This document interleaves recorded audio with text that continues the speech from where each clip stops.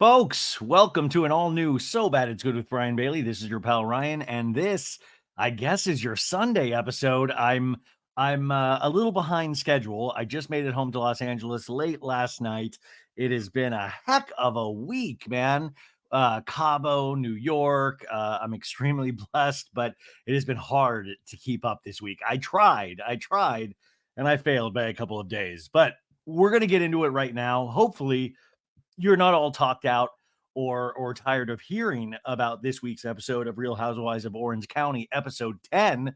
This episode is entitled Cat Walks and Cat Fights. And being a huge fan of Catwoman, I was secretly hoping that Catwoman would appear at some point, and I was gravely disappointed. But still, a fantastic, weird episode. Just like this entire season is some sort of weird fever dream where each week we find out a new way to see how far we can press Shannon Beador into eventual madness. You could say, hey, these previous 9 seasons that she's been on, she's had a rough go of it every season, but this season, I hate to keep making superhero references, but it's like in that Batman movie, The Dark Knight Rises, where Bane, remember the guy with the mask? He's like, and you couldn't understand what he was saying. He's like, I'm gonna get you, Batman.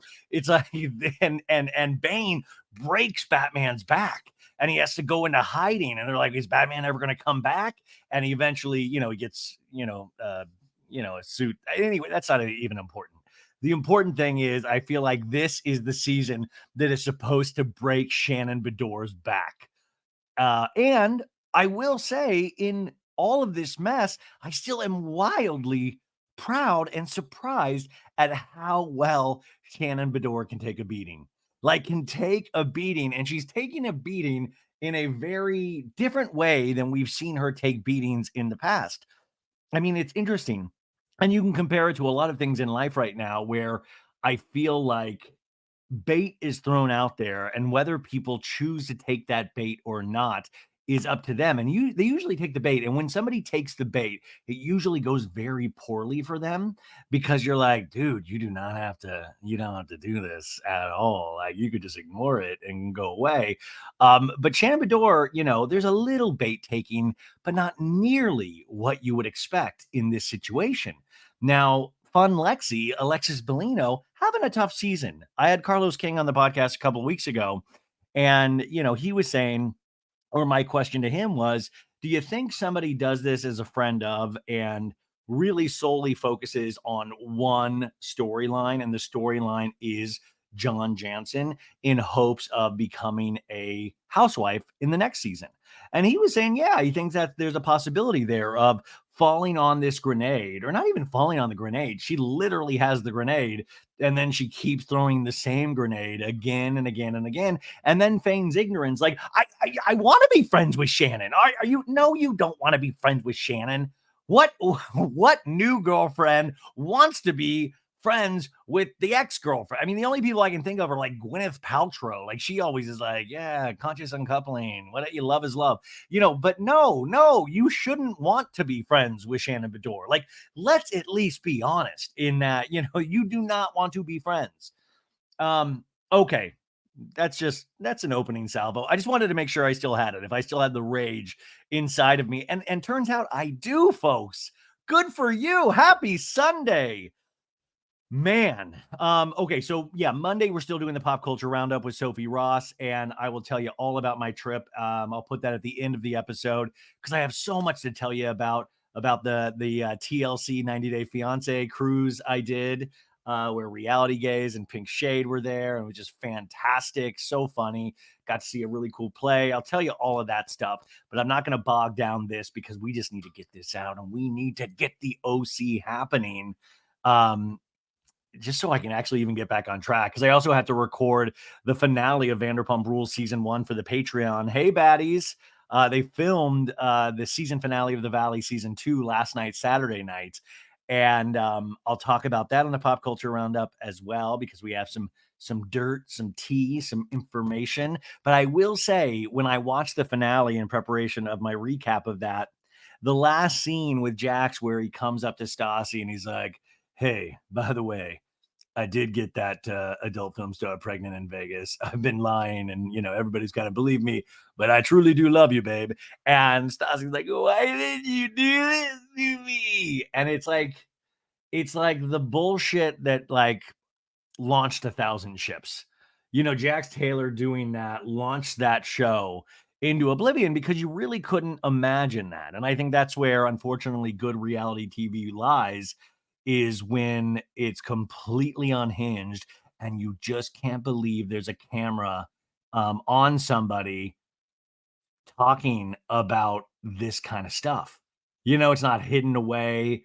It's not private in a therapy session. It's out there for all of us to consume. I think that, that's 2013. And in all of that time, and of course, I have to include Housewives and all the other reality shows in this.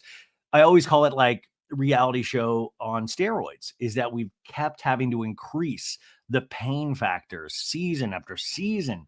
Scandival ramping it up once again. And I think Orange County, it's not trying to imitate Scandival at all, but the pain factor is there. And for me, and this is something that I have to deal with my therapist, I am glued to the set.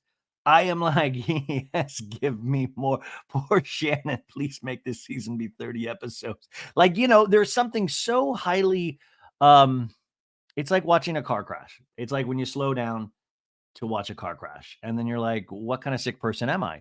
And it turns out very sick, because each week I find it gripping television. Now, weirdly enough, I was looking at the ratings and I got like a 0.650, which isn't great. I mean, it's good.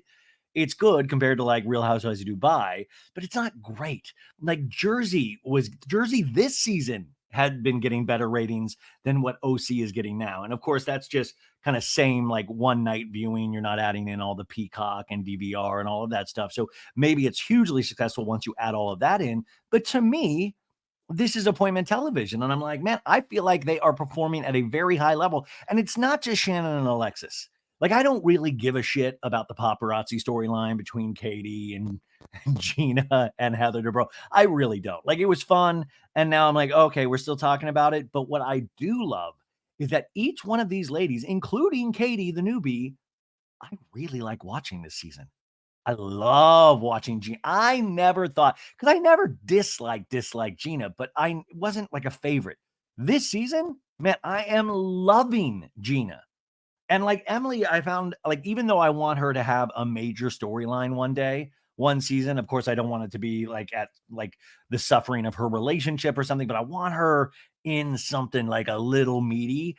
But like Emily has a nice little pocket of behavior now where she'll have one too many espresso martinis, she'll lash out, but deep down, how much she cares about people. And that I think she is a kind and decent person that just flares up. And of course, we've got to mention the one, the only Tamra Barney Judge. I was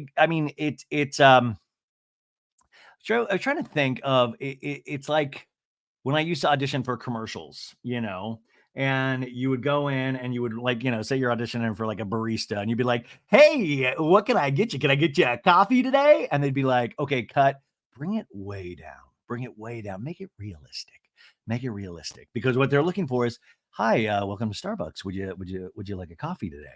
You know? And Tamra to me is that elevation of like, bring it down, Tamra. Quiet is power. That, when you are quiet, there is strength. Because right now it's like she throws everything against the wall to see what sticks. And sometimes we see a lot of housewives fall into this after a certain number of seasons where they start imitating themselves. They start imitating. Tamara will do like it's just my opinion, or you're never going to see my face ever again, or shut the fuck up, Jesus Jugs. That is, you find yourself like Tamra, I almost feel like she feels pressure to imitate herself at times. And I think, we've had this conversation on this podcast so much because I've really tried to talk it through in my own head of, is this how Tamra is in real life, or is this Tamra doing a character? And, she's a lovely person in real life. But, she loves to get messy. She loves to hop on other people's storylines. And I'll still not be able to make a lot of sense, even to this day, about her in Alexis Bellino's camp and really supporting her and saying that she needs to support when it only feels like it, really like you can speak about editing until you're blue in the face. But at the end of the day, if we don't see it, it doesn't matter. You can say till you're blue in the face all day long that we shot so many other scenes that you didn't see that would explain it. No. Well, I'm sorry then. Take it up with the producers because then they're fucking you. Like, because we're not seeing any of that. We're just seeing somebody that it really looks like you just want to make Shannon feel bad. There's not a lot of motivation that we're seeing, right? What's the motivation for her to go this hard for Alexis? What's that motivation except to make Shannon miserable? And I always wonder with Housewives, are they doing this because they think they know best? And they always seem to get it wrong because then the audience completely goes against them and they feel something completely different than what they think they're doing in the scene. Like, I always envision them thinking like, "Holy shit, the audience is gonna be, like, hoisting me up on their shoulders and, Have Nagila and, like, celebrating me. Ah, Tamra, Tamra," which, by the way, that really is a dream of mine one day. I saw so many 80s films as a kid, and they'd always have that scene where, some nerd would do something really, like, awesome, and then at the end, like, everybody would raise that nerd on their shoulders, and you'd be like, "Oh my god, now that person's popular." Like, that was the dream. Like, I always still to this day, I want to do something, and I hope it's not at my funeral where it's just like raising my casket, but oh God, that's going to happen, isn't it? No, but I've always wanted that scene where it's like celebration. And that's when like, the slow-mo happens and like a beautiful upbeat song, like Wind Beneath My Wings plays. I feel like these housewives always feel like that's what they're doing in the scene. And then they're shocked.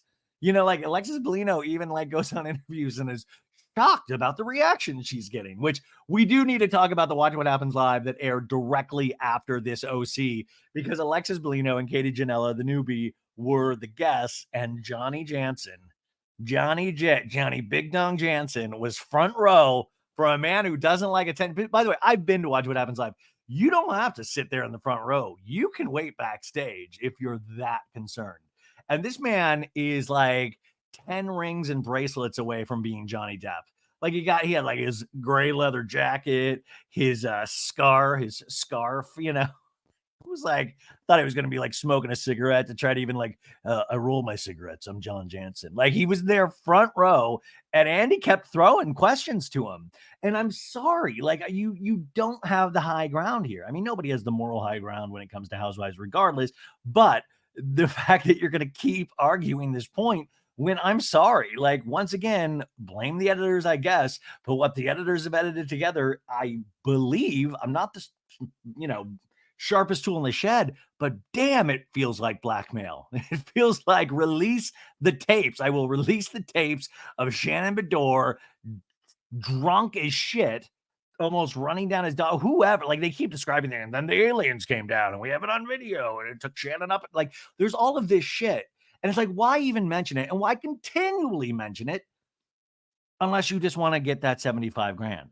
Like, it's really interesting that those two things are happening at the same time. What a coincidence, right? What an insane coincidence. But even Alexis Bellino, who seemed like she was doing a little bit of a world tour in terms of press this past week, um, really fell on the sword for her man and said, you know what? It's my bad that I brought that up. Johnny J would never do that. He was not, well, he was never going to release it. It was just like, I slipped up and I said something. And it's like, girl, you literally have a scene where in the Big Bear of Tamra's cabin, the house that Hate built, where it's like, Johnny J's ready to talk. Like he's an FBI informant.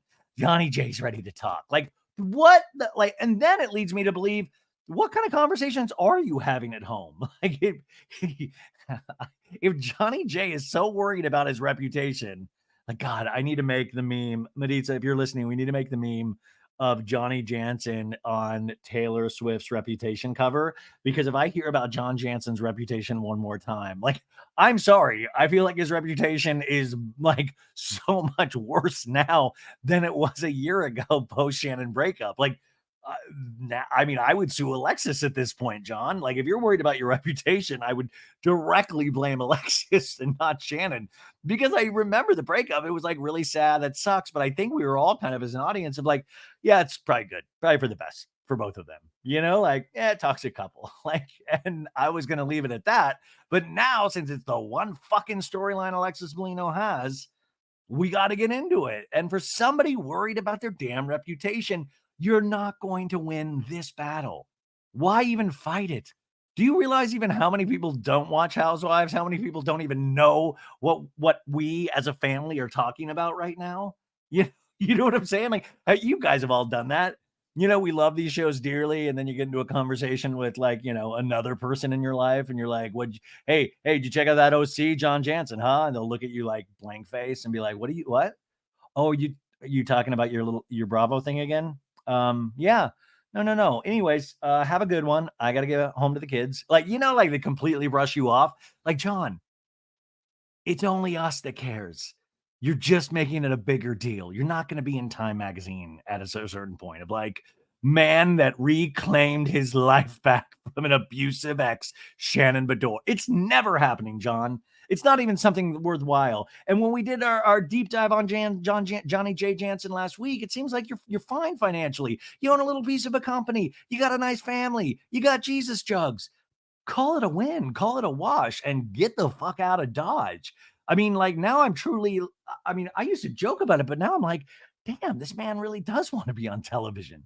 This man seems like this is a part of something that really gets him off.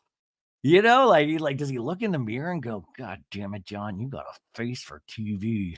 And this year, people will know. People will know. Hey, hon, what scarf should I watch? What scarf should I wear on Watch What Happens Live? Oh, I've always liked the gray one with your very sexy gray leather jacket. I was thinking gray leather jacket, Lexi. I got to tell you, we are chemo. Yeah, we are.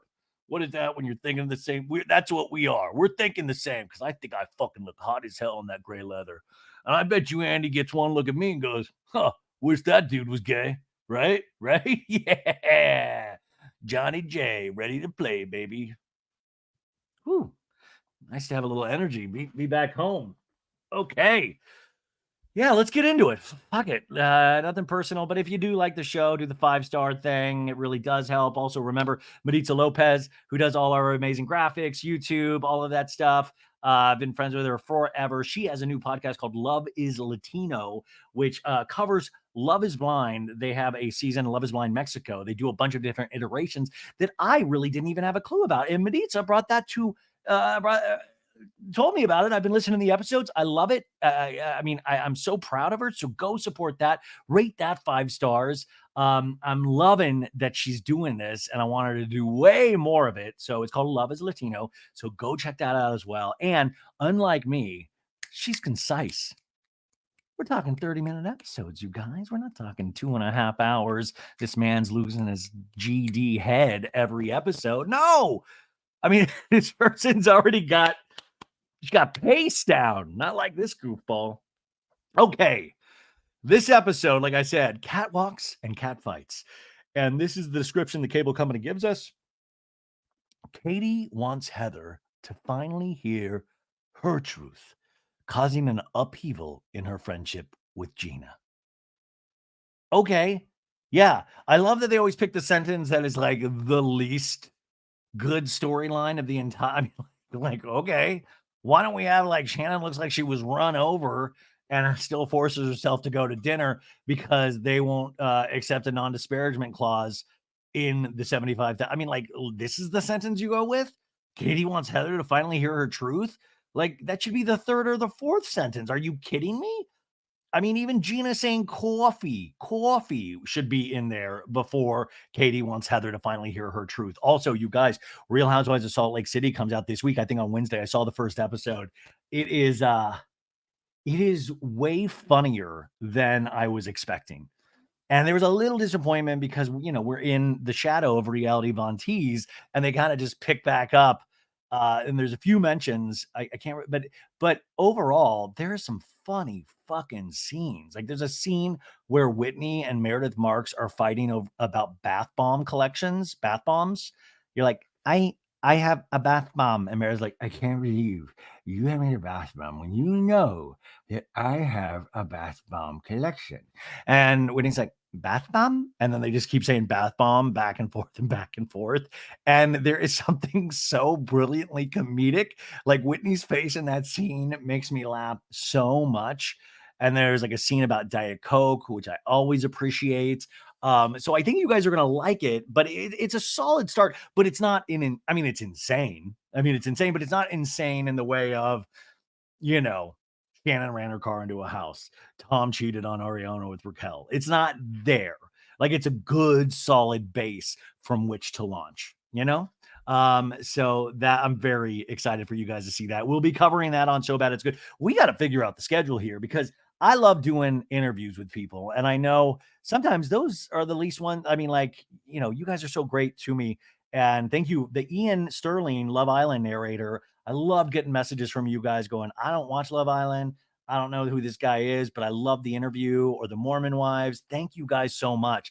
I love doing those interviews so much. I mean, I love recapping and I love doing all of this and just talking with you guys about all the weird thoughts in my head. But I love doing those interviews. So I got to find a way to balance everything out. I don't know if I need to just start putting more things over on Patreon because there's just so much to talk about. And there's so much I want to talk about. Maybe that I could just really truly do an AI Ryan podcast and just put what I want to talk about in AI and then just, I don't know. I think that would probably be not actually great. Anyways, did I even ask how you guys were doing? I'm so sorry. I think I did, but if I didn't, how are you? Was the weekend, was it okay? Was it gentle? Did you get a lot of stuff done or did you not get stuff done? And then you're beating yourself up and then it's Sunday. And then remember, like, some weirdos love Sunday nights. I hate them. It's the obvious thing where it always reminded you had to go to school the next day and you'd have a lot of anxiety about that, but you didn't know it was anxiety back then because you were young and that word wasn't really used a lot until the last 15 years. And so you would just be like, I gotta go back to school, I get homework, all this stuff. And I mean, it's still to this day triggered by Sundays and Sunday nights. But there's a few people I know in my life that like get off on Sunday nights and love Mondays. And I'm like, what happened to you? What happened to you to make you think like this? I mean, it's truly frightening, those people. I'm sorry if you're one of them, but wow. Okay, we start as we always do, where it is, scenes from the previous episodes. And remember, Heather has taken these these psychos up to Sonoma psychos, for this beautiful event she is having for families. She has obviously a trans son, Alexis. Also, um, yeah, this is what I don't get. Sorry to keep going off on tangents, but like Alexis does have like this really fascinating story, even with her own family, which just gets highlighted in the briefest of ways. And that's why I always say it's a bummer for her that she has chosen to go along with this one storyline. Like, and I don't know how it works, but she knew she was a friend of. So, like, filming all this other stuff, I don't know if they're like, hey, wink, sure, we'll film all this stuff. Yeah, yeah. And then they have no intention of ever using anything except talking about sex with John Janssen. Like, I don't know enough. And by the way, if anybody at Bravo is watching or any of these separate production companies, let me just shadow you on set. I don't need to get paid. Can I just shadow you guys? Can I just hang around for a day or two and see how it works? Like I'll sign one of those Randall Emmett's, the NDAs, and I won't talk about it on the show, but could I just shadow you and just see how it works? And that way I can even speak about it more intelligently.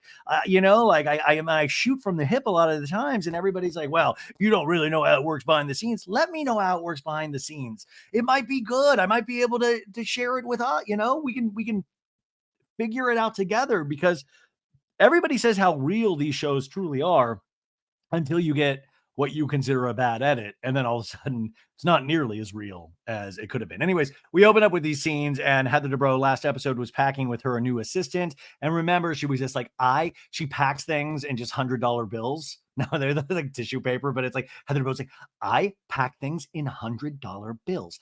I wrap them lightly around the couture. So she's doing that, but she's talking about this event that she's inviting all of the ladies to. And obviously she's worried because In this one, she has invited Alexis Bellino and Shannon because she tells Alexis Bellino, who was driving her in a car last episode, which I'm like, I wouldn't trust Alexis in this season to drive a car just because I figure there's a lot of chance to get upset if you're talking about anything, and especially if Johnny J gets brought up. But Heather's like, I am doing a wine collaboration with Family Equality in Sonoma. And Alexis is like, yay! And takes her hands completely off the wheel. And it's like, girl, put like 10 and 2. But Heather says this is such good visibility for both of our kids. And it is. And then they take a PJ, a private jet to Sonoma. Shannon's on one end of the private jet. Alexis is on the other. Tamra tried to stir up some shit, but it didn't really go. It didn't go to plan. We see like a wine tasting that some of the ladies went to. We see Katie and Emily burning their buttholes in like a hot tub because they are, oh, okay. Just got breaking news. Gunfire erupts at Trump National Golf Club. God, what a fucking world we live in. Oh, these next, man, like this is what we like. Man, okay, well, that's horrible. I hope everybody is safe. Anyways, they burned their buttholes. And anyways, man, I'm sorry, I'm gonna pause. Okay, we are gonna shake it off. Anyways, they do that wine thing with a couple of the ladies, and Jen Pedranti got there and was like, yo, Alexis, what is actually going on with you and Shannon Beador? And also, what is going on between Heather Dubrow and Katie Janela? Because Katie, remember, knows the head of all paparazzi and said that Heather and Terry called the paparazzi to get these photos at Disneyland. We've covered this ad nauseum, and I just assume that every housewife calls paparazzi. I don't care if they do. I don't care if they don't. I like pictures. I like pictures. And by the way, if Heather didn't call the paparazzi, man, it still looks like a staged paparazzi shot, which kind of is the love you kind of want, though, right? Where every shot looks like you're all loved up.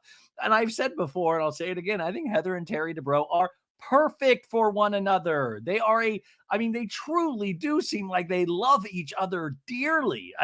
And they have common interests, and that's attention, which every one of these ladies and some of their husbands want attention. Look at you, Johnny J. So, I just don't care. But the fact that Heather Dubrow gets so rattled by this shows sometimes what a unique lifestyle she has. Because to me, this would be an easy one to laugh off. Would be like, yeah, I call the paparazzi and crazy me, it would be an easy one. But this is like war for Heather Dubrow. And I'm like, it's like the Kim, there are people dying out there. It's like, Heather, there are people trying to take Shannon Beador down. Who cares about paparazzi at this moment? And listen, Katie, for a first season, like, I hate that this is her storyline.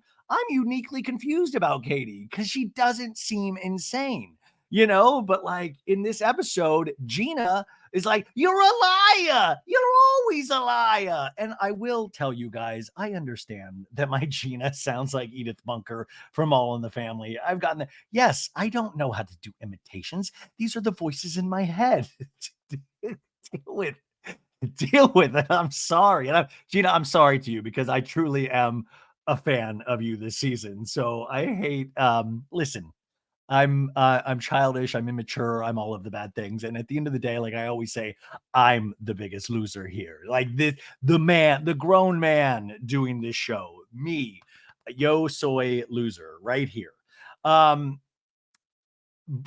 Shannon, then we had that scene with Tamra where she's saying a couple episodes ago of like, I do not owe John Janssen money.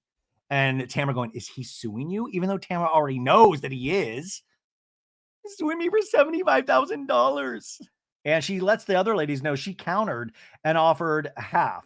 And then we have that scene from last week where Alexis goes, I said, Johnny, just let it go, Johnny. Johnny J. We were post-coitus naked in each other's arms. And I said, let it go, Johnny J. And he goes, fuck no. I love that John Janssen, even in stories by somebody that is like team Johnny J, makes him sound like an aggressive a-hole. Fuck no. I'm not settling for one penny less than 75K. I need my scarf. Watch What Happens Live money, damn it. Anyways, we found out last week that John didn't accept this counteroffer. And Gina's like, that was a very generous offer. And Emily goes, Shannon, I just don't want you to go to court. Remember, Emily's a lawyer. Emily knows the pain that you go through with court. And then Gina just, I mean, to me, this is a touchdown, even though who knows if, I mean, it's obvious. I mean, it's presented as a mistake, but it's a housewife touchdown because she lets it slip. She's like, well, there's the video thing as well. You got to consider the video thing. And Shannon doesn't know. Shannon's like, what video thing? What video thing? And Gina's face in this is so perfect. Her eyes just widen like she's seen that girl from the Ring video crawling out of the fucking well. And she's just like, make me a bird so I can fly far, far away. And Emily goes, he has Ring cameras that have videos. And she's like, on the night of my DUI? And then Shannon's like, I'll give him whatever he wants. He wants everyone to think he's a good guy, Shannon says. I know what the truth is. And we ended last week's episode where Shannon goes in to Heather Dubrow's nicer cabin than the rest. Let's just be honest. They're all nice cabins, but Heather got Heather had like a fireplace or like a sitting area. Shannon comes in and she's like, hey, can I talk to you? She's in a bathrobe. And Heather's like, oh, you're not ready for dinner yet. She's like, hey, when I had my DUI that night, I sent to him a photograph of myself. And he just went to bed. And Heather's like, maybe he didn't see it. And Shannon shows the photograph, and it is, blood. Her right eye is just blood dripping down. And like I said last week, and I know this maybe came off callous, still look good. He still look good. I know the 75 for the facelift, but like money well spent. Even with listen, my face, no blood on it right now. I look like a troll. I look hideous right now. Like if you put blood on this, you would be like, this man, he's dead. He's gone. Give up on this. She has blood running down her face. I'm still like pretty nice. Like really nice. Like really pretty. And Heather goes, if that is true, that's fucked. And we end with like Shannon's like crying face, which we've seen so many times. And you just want to hug her and say, it's not your fault. You want to do that Goodwill Hunting scene with her. It's not your fault. Where Matt Damon and Robin Williams, he's like, it's not your fault. And he's like, what are you talking about? Leave me alone. It's not your fault. Leave me alone. And then he starts bawling. Like, that's what you want to do with Shannon. I'm just like, come here. It's not your fault, We start this week because, they put to be continued at the end of last week's episode, which I always say every episode of Housewives legitimately is a to be continued. Like, why are we even messing around?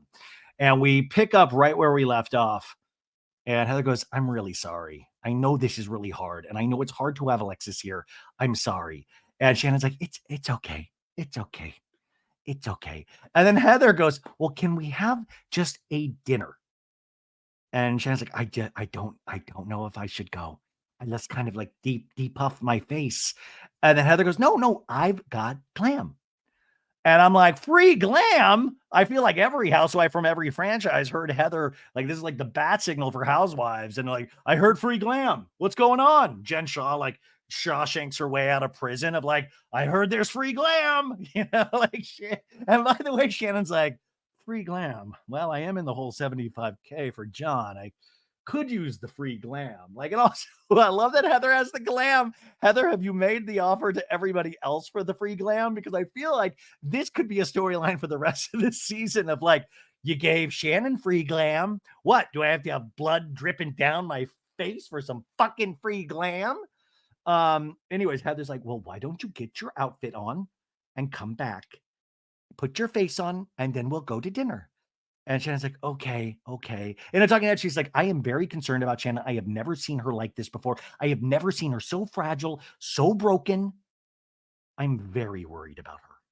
Now, we do know from interviews that Heather was one of the people that were aware of these videos, allegedly, before filming even started. She was aware of this. And the reality of the situation is, at this point in Shannon and John Janssen's relationship, they hated each other. I mean, maybe, obviously, they didn't even realize it, but they probably, obviously Shannon hated John, John hated Shannon, but they were together, or like it's that toxicity. It's like that magnet that keeps pulling you back, pulling you back. They were probably both doing horribly shitty things to each other, like without a doubt. Like I'm sure that ring camera footage is insane because I'm sorry, like a lot of us have been in insane fights like that, where if you saw a ring camera video or somebody filming it, you'd be like, oh shit. Like, I'm sorry. Like, I mean, even if it was in high school, like there are moments in personal relationships that go way out of hand. And that's really usually a good signal of why not to be in that relationship. But everybody stays in those relationships way past their expiration date, and they just bruise themselves again and again and again and again. It's just because you need something so intense to break you out of that. And not that I'm saying driving your car drunk into a house, is a good thing, because oh my God, it wasn't. And like we always say, thank God nobody was hurt. But man, it was the thing that broke the camel's back, I think, for both of them. I just think John was stupid as hell to date Alexis of all people, even if they truly love each other. Only time will tell, folks. Love lift us up where we belong, right? But what a dumb move if you're truly trying to make yourself make good, healthy decisions. Like I'm with a therapist right now that I really like, and we talk about a behavior, my own behavior, and trying to really think about things before you do them or before you act out.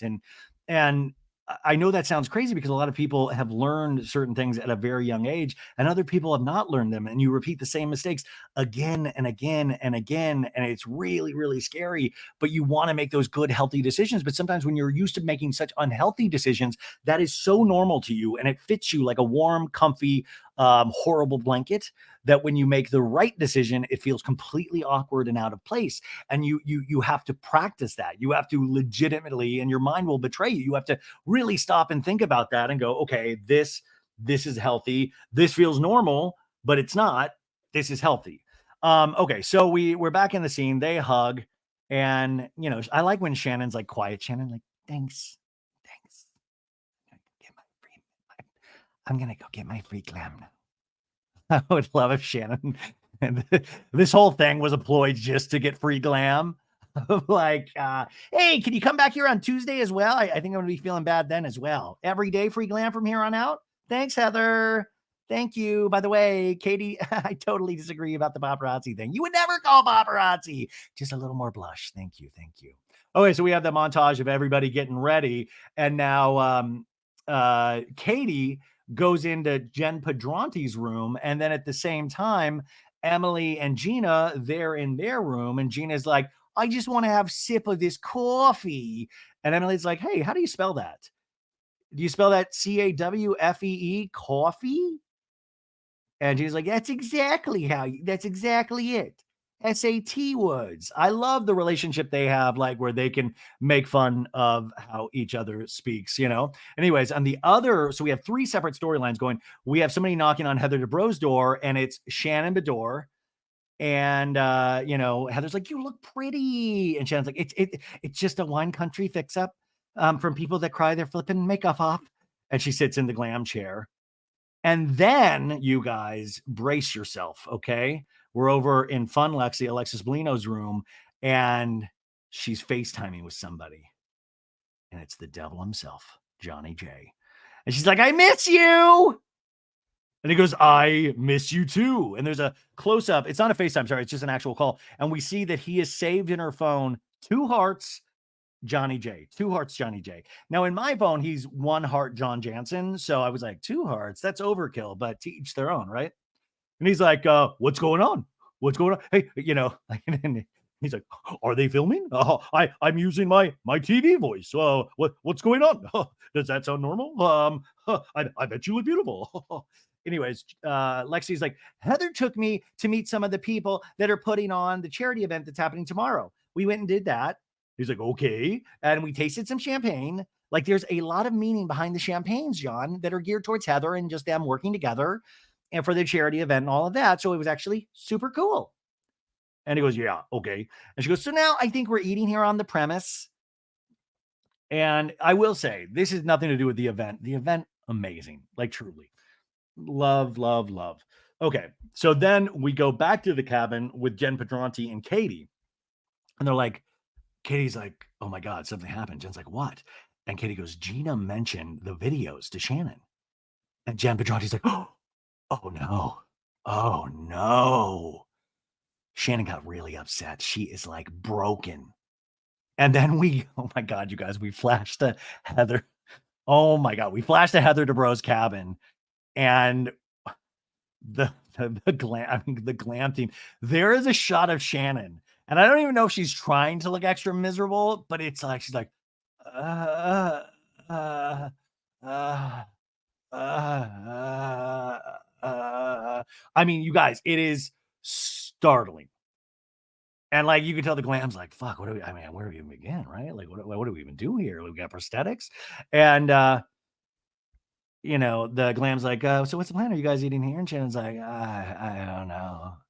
I'm not excited about going. And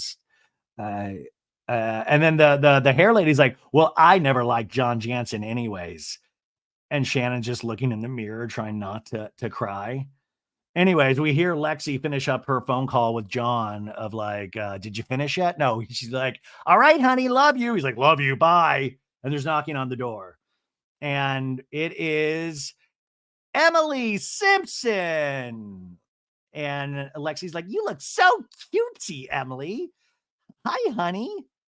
How was your day? And Emily goes, it was good. I mean, kind of. And then we flash back to the glam with Shannon, and Tamra gets in there. She's like, please do not leave. Leave without me. And then all of a sudden we see Shannon, Tamra, and Heather sharing umbrellas, walking to the dinner on premises. We cut back to the Emily Lexi scene, and Lexi goes, tell me all about your day. What happened? And Emily goes, okay, so I went to the spa today. Did they touch you in your privates? Because sometimes I hear that happens at spas. Did they?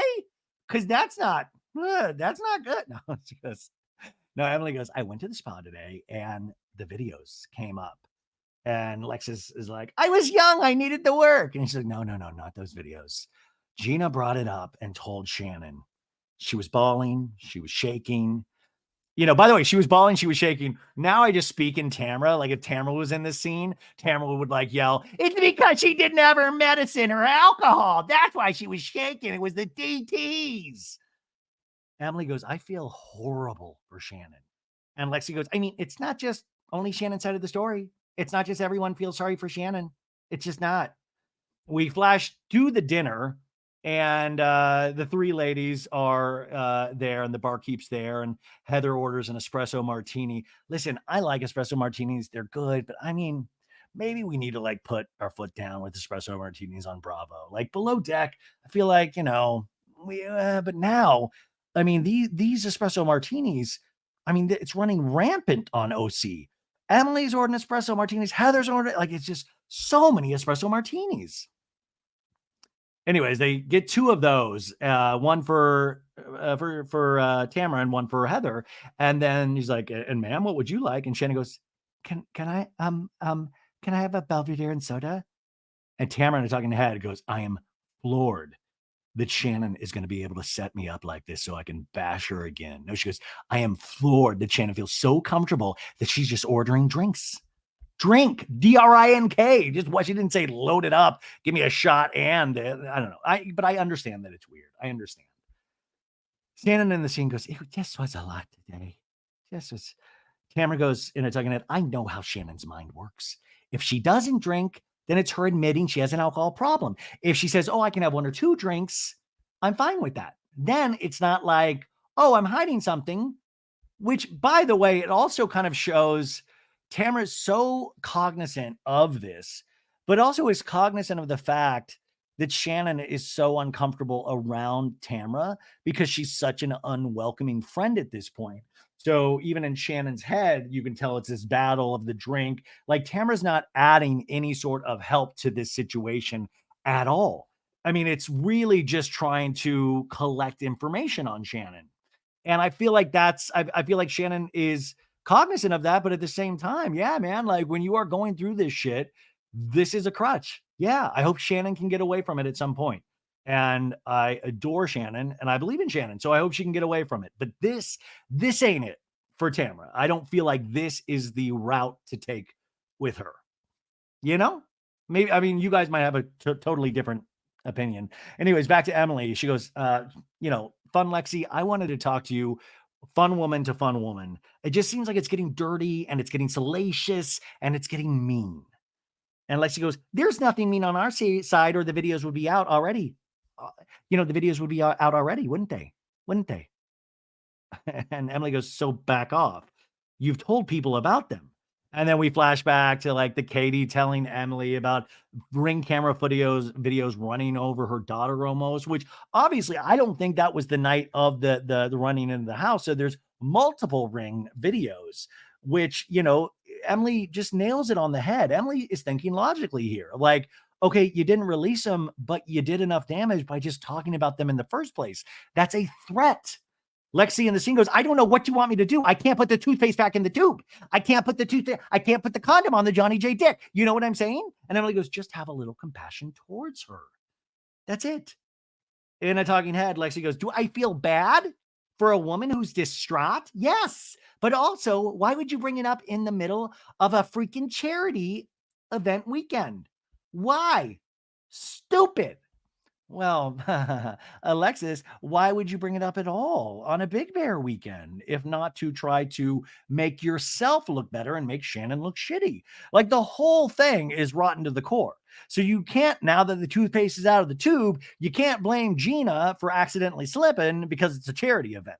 Like this whole thing is a charity event. You're the charity. Like all of these ladies are potentially the charity. Are you kidding me? And Gina tells Emily, I've been fucked over bad in this too. Okay.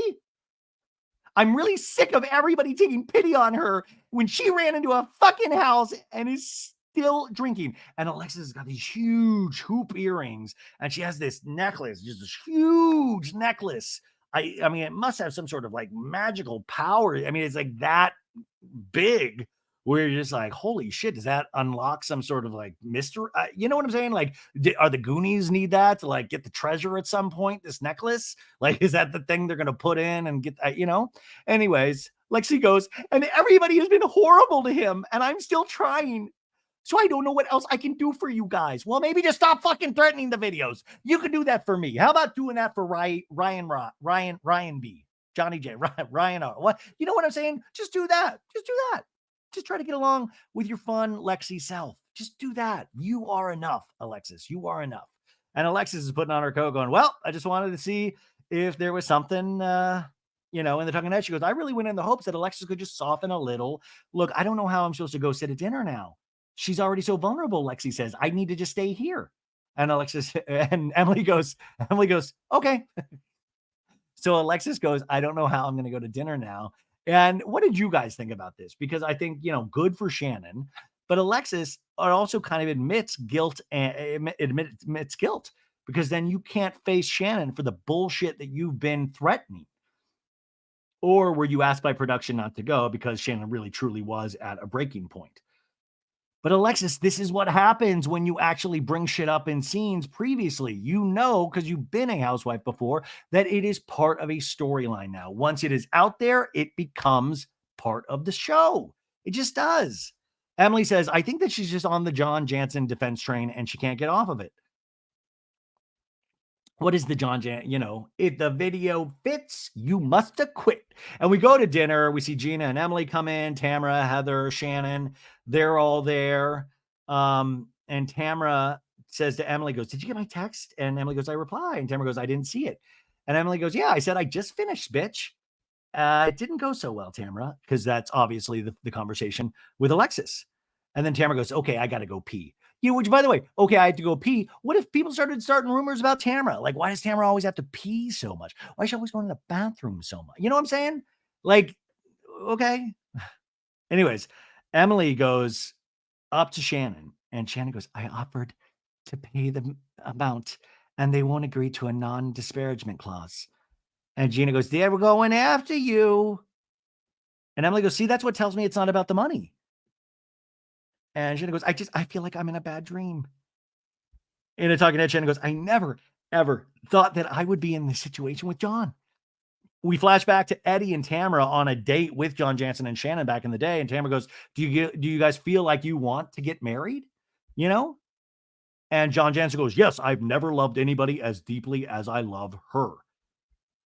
And Shannon saying, Shannon rubbing his arm, and this isn't leather, Johnny J. This is John Janssen's in a suit jacket with a little pocket kerchief right there, In a talking head, she goes, I've never had anyone proclaim their love for me the way that John did. Is John Janssen a love bomber? Shannon goes, looking back, I feel stupid. I feel stupid. I mean, how do you not feel for that? I mean, come on. So the ladies get seated for their meal. God, I would give anything to be one of the other dinner guests in this tiny little restaurant. Just be like watching the show in advance. Anyways, the place is really beautiful. They're getting seated, and you're like, what is gonna pop up? So they're at the table, and Gina's like, Emily went to go talk to Alexis. And Emily goes, it didn't go well. And Tamra goes, she feels like all of you blame her like she's a horrible human being because she fell in love with John, which, by the way, that should be the end of the episode. It should be like next time on, because I'm like, yeah, you nailed it. Yes. Okay. Yeah. We're all in agreement then. And Emily goes, it has nothing to do with John. Nobody said that. And Gina goes, she's moddering. Don't modder. Exactly, Gina. God, I'm loving Gina this season. Heather goes, Alexis texted me. She said she's not coming to dinner. She's got the shits. No, she said she's not coming to dinner, and she's not sure why Gina brought up the videos to Shannon when they aren't being released. And Gina's like, why does she have to say that? And Shannon goes, sorry, I'm gonna be an asshole. I'm gonna be an asshole. Fucking bitch. Why'd you bring it up? Yeah, Shannon, let the rage fill you up. And Tamra goes, maybe you guys should just talk. And she goes, I don't want to talk to her. And Tamra, you yourself have said, and now Shannon has stood up at the dinner table. She's like, that if you were in my situation, you would feel the same way. I have no interest. And they're like, wait, Shannon. And Shannon's like, no, I'm using the restroom.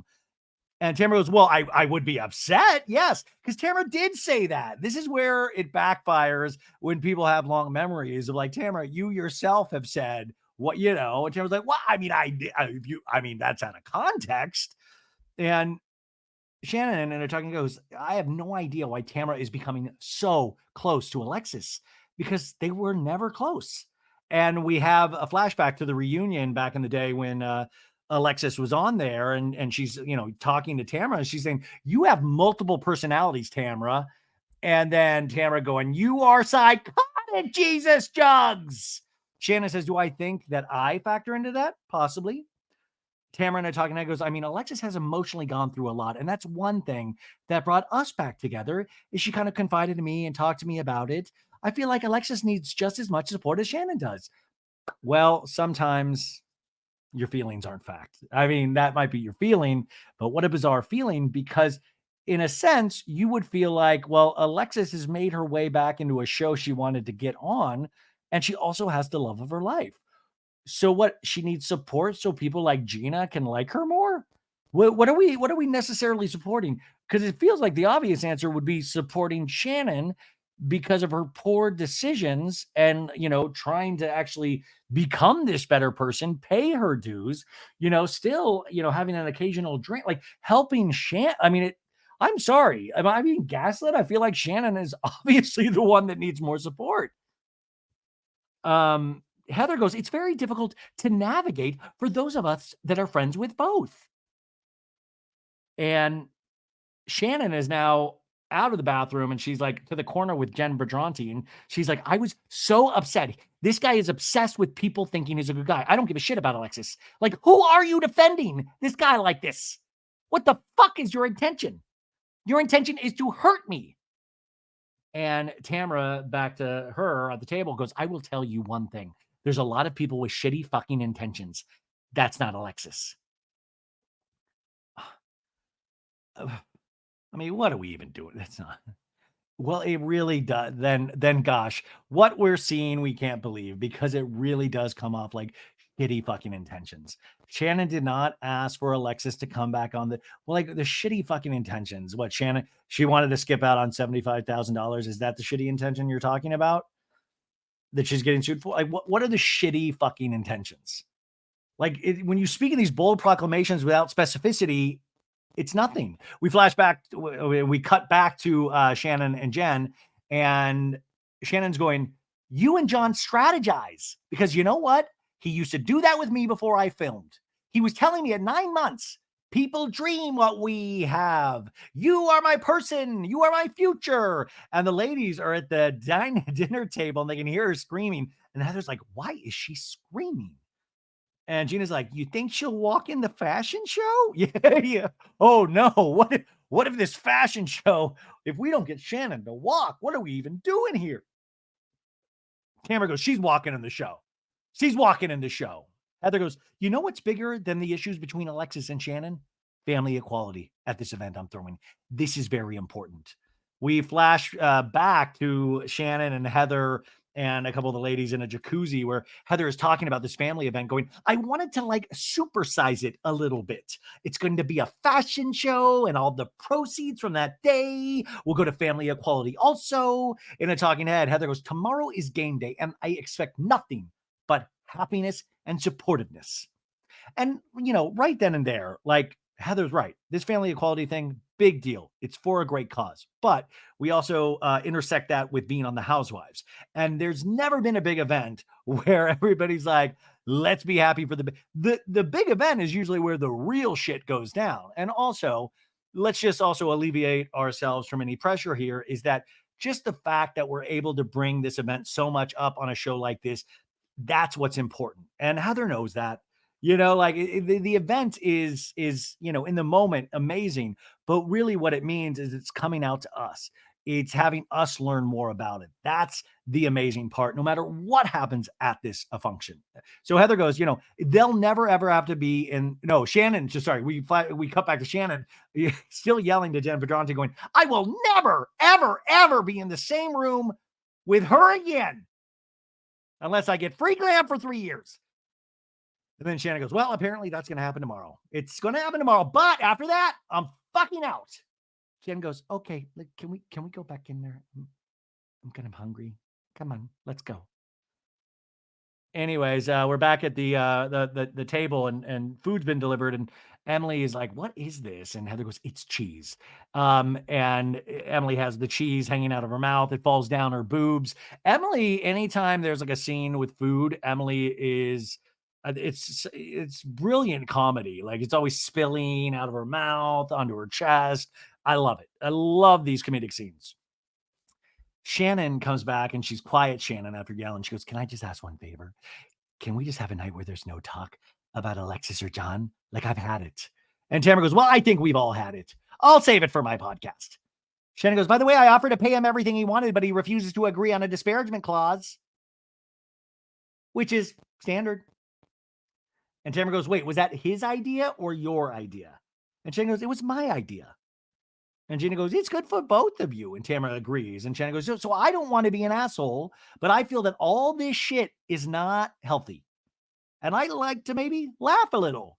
Yeah, Emily, eat some cheese. Like that'll make her laugh. Like, hey, I got some cheese on my boobs again. Let's do that." And then Heather goes, "Okay, then let's move the fuck on." And Shannon goes, "Let's not talk about it. Let's talk about this fish." And then she goes, I shit you not. She goes, "Let's talk about this fish. Let's talk about Gina's vaginal rash." And I know I'm a man and I'm not supposed to like talk about these things, but that's literally the line of dialogue. And Gina's like, "No, I can't believe you've talked about my vagina all day." This is the first I'm hearing about Gina's vagina. And listen, I could do a whole episode. Like, why are we not seeing this footage? Screw Alexis getting a bigger storyline. I want a whole episode about vaginal rash. You know, I'll always be a 13-year-old boy. I've told you that story before, you guys, and I know you guys are going to be disgusted again. But when I I got in trouble when I was I got in trouble I think when I was like 12, I was in 5th grade, I think, and I was at Scarborough Elementary School in Olathe, Kansas. And I was just like a weird kid, and I loved TV, obviously, I still do. And there used to be these commercials. I'm so sorry. I don't, I shouldn't even, but for vaginal yeast infection. And they would be like, vaginal yeast infection. And didn't even I didn't even think it was like, like I wasn't like, ha ha ha. I just thought it was like a cool sounding phrase, like vaginal yeast infection. It sounded like big, it sounded very vaginal yeast infection. And so I would go to school and I got like I would say it like vaginal yeast infection, which is so weird because I try to think back to that now, but like I got called into the principal's office. My mom was a secretary at the school, so she got wind of it and then she made the principal talk to me. So it wasn't like, like my mom was like, we got to nip this in the bud. Um, and but also that was the year I had like a little girlfriend like in the 5th grade, Lisa, and Lisa's mom was also a secretary at the school. And um and this is why TV really does rot your brain as a kid, and you don't really understand anything, is that Lisa's mom told my mom that Lisa got her first monthly visitor. I don't want to mansplain, um, what ladies obviously go through every month. But told me, and all I knew about that shit was from what I saw in commercials on TV. And there was this one commercial, so I wasn't supposed to say anything. I was like, well, don't say anything, but and like expecting like I was supposed to know what that is. But in my head, I was just thinking back to commercials that I seen. So I saw Lisa the next day at school and I was like, hey, is it a heavy flow day? Because in the commercial, they'd be like, heavy flow day. And I didn't know what a heavy flow was. I didn't know, but I thought, and she just burst out crying. And I got in trouble for that too. But I swear to God, I wasn't trying to be offensive. I was, because in the commercial, it was like, heavy flow. Like it was like commiserating. I'm truly an idiot. Anyways, Gina's got this vaginal itch. And Sheena goes, so Shannon goes, she's been using the cream and it got wildly out of control. And Shannon turns to Gina and goes, I had to deflect. And Gina goes, I know you're so good at deflecting to my shit. I loved it. See Gina having the season of a lifetime. She's like, you're top notch, Shannon Beador. I love it. Okay, so we go to commercial, we come back, we see the beautiful Sonoma grounds, kind of a moody, gloomy day. Katie's brushing her old teeth, Jen Pedranti's curling her hair, Heather's acting like she's making the bed, and Alexis comes in and they do the hug. Do you ever think about that? I always talk about that. It's like how many times, like how much of your life do you feel like you've spent watching housewives hug each other and like say hi, hello, you look good? I feel like at this point I've watched 72 hours through the course of my lifetime of housewives just going, "Hey, how you doing? You look great." Like if you add up all of that time over the course of every reality show that you've seen, there is so much. I mean, there's like a minute in this episode alone of just like, "Oh, you look so good. Da, da, da, how you doing?" And Heather's like, "We had fun at the bar last night. We missed you." No, you didn't. And Lexi goes, "Did it go good though?" And I was like, yeah, Gina's got a vaginal rash. She goes, no, it was a low key dinner, whatever, whatever. And then we went out to this bar and it was like Tamra stuck her finger up Emily's butt. And Lexi goes, oh gosh. And then we flash back to this bar and we see Shannon laughing. We see, I think it's Tamra just like spread eagle on this pool table and Emily's sitting up on the pool table. And then we see Emily, her back's on the pool table, and Tamara's like, if the kid kick the kids out of the room if they're listening with you guys, because I know it's a family show. Like Tamara's like spread opening the legs, which by the way, Tamara, this is what got you in trouble that season with Bronwyn. And they're like joking about like, oh, I've been very bad at school today. And literally, like Emily is spread eagle on this pool table, and there's like bar patrons going like, "What the fuck?" You know. And Tamara is now put her finger in Emily's butt. Like we don't see it, but we see it from behind. And I was like, "This is about family equality." This Tamara's like, "I found some cheese down here." Anyways, Alexis asked Heather, "How was Shannon's demeanor?" And Heather goes, I mean, and Lexi goes, I think it's a good thing I didn't go. And Heather goes, honestly, as your friend, we all as a group need to move on. So we're going to split up today. You guys are going to go baking, and I'm going to go with my group, and we're going to have a little Zen moment in the woods. And Lexi goes, it really stinks that we can't, we have to worry about who's going where and what, and, where do we put Shannon? And Heather goes, yeah, but hopefully it won't always be that way.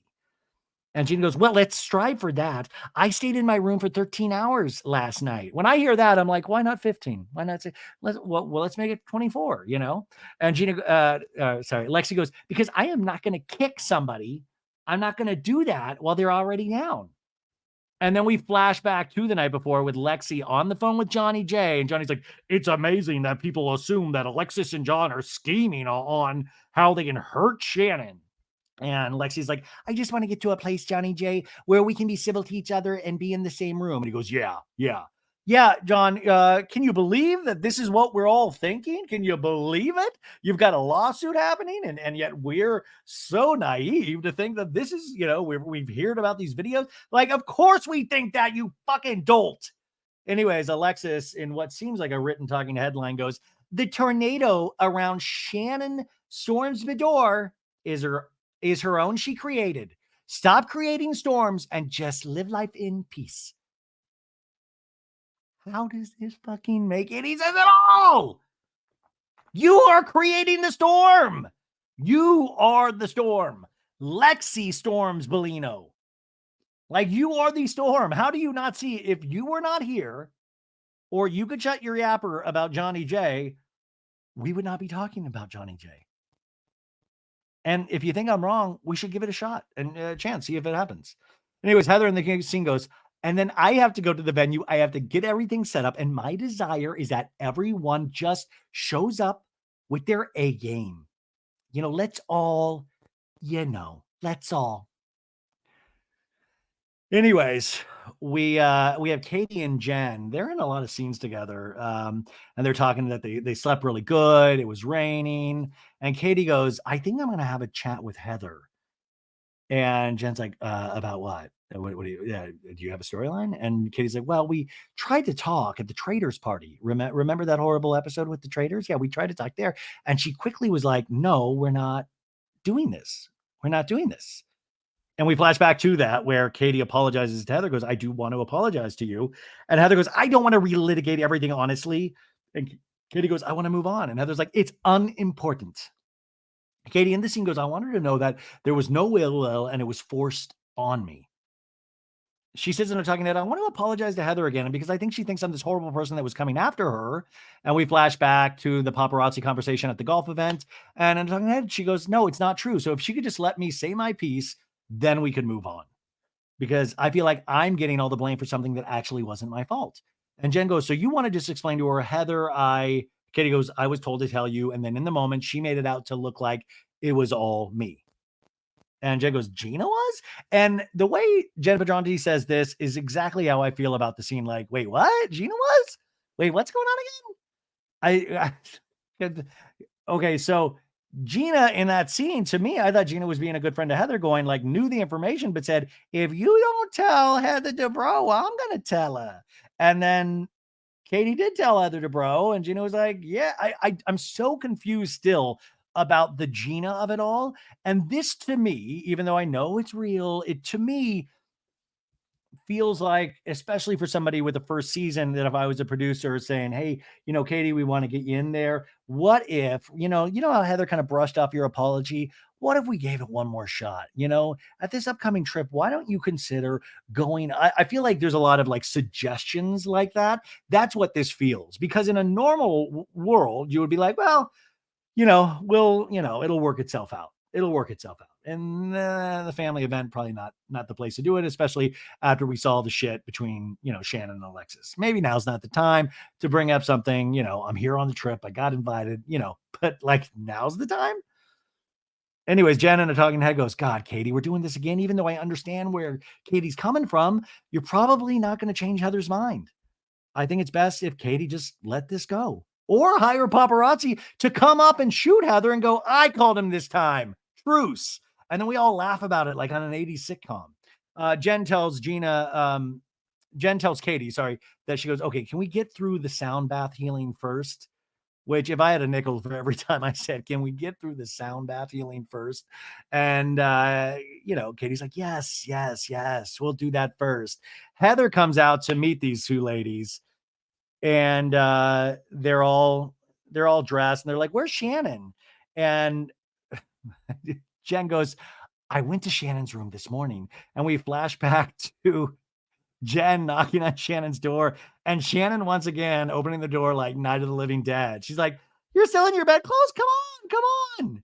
And Shannon's like, oh God. I just, this stress. And she gets under the blankets again, and Jenn's like turning on the lights. And Katie goes, she's literally not coming. And Jenn goes, I think she's still asleep. And Heather goes, at 12:30 in the afternoon? I mean, Terry's already made $1 million by 12:30 every day. Are you kidding me?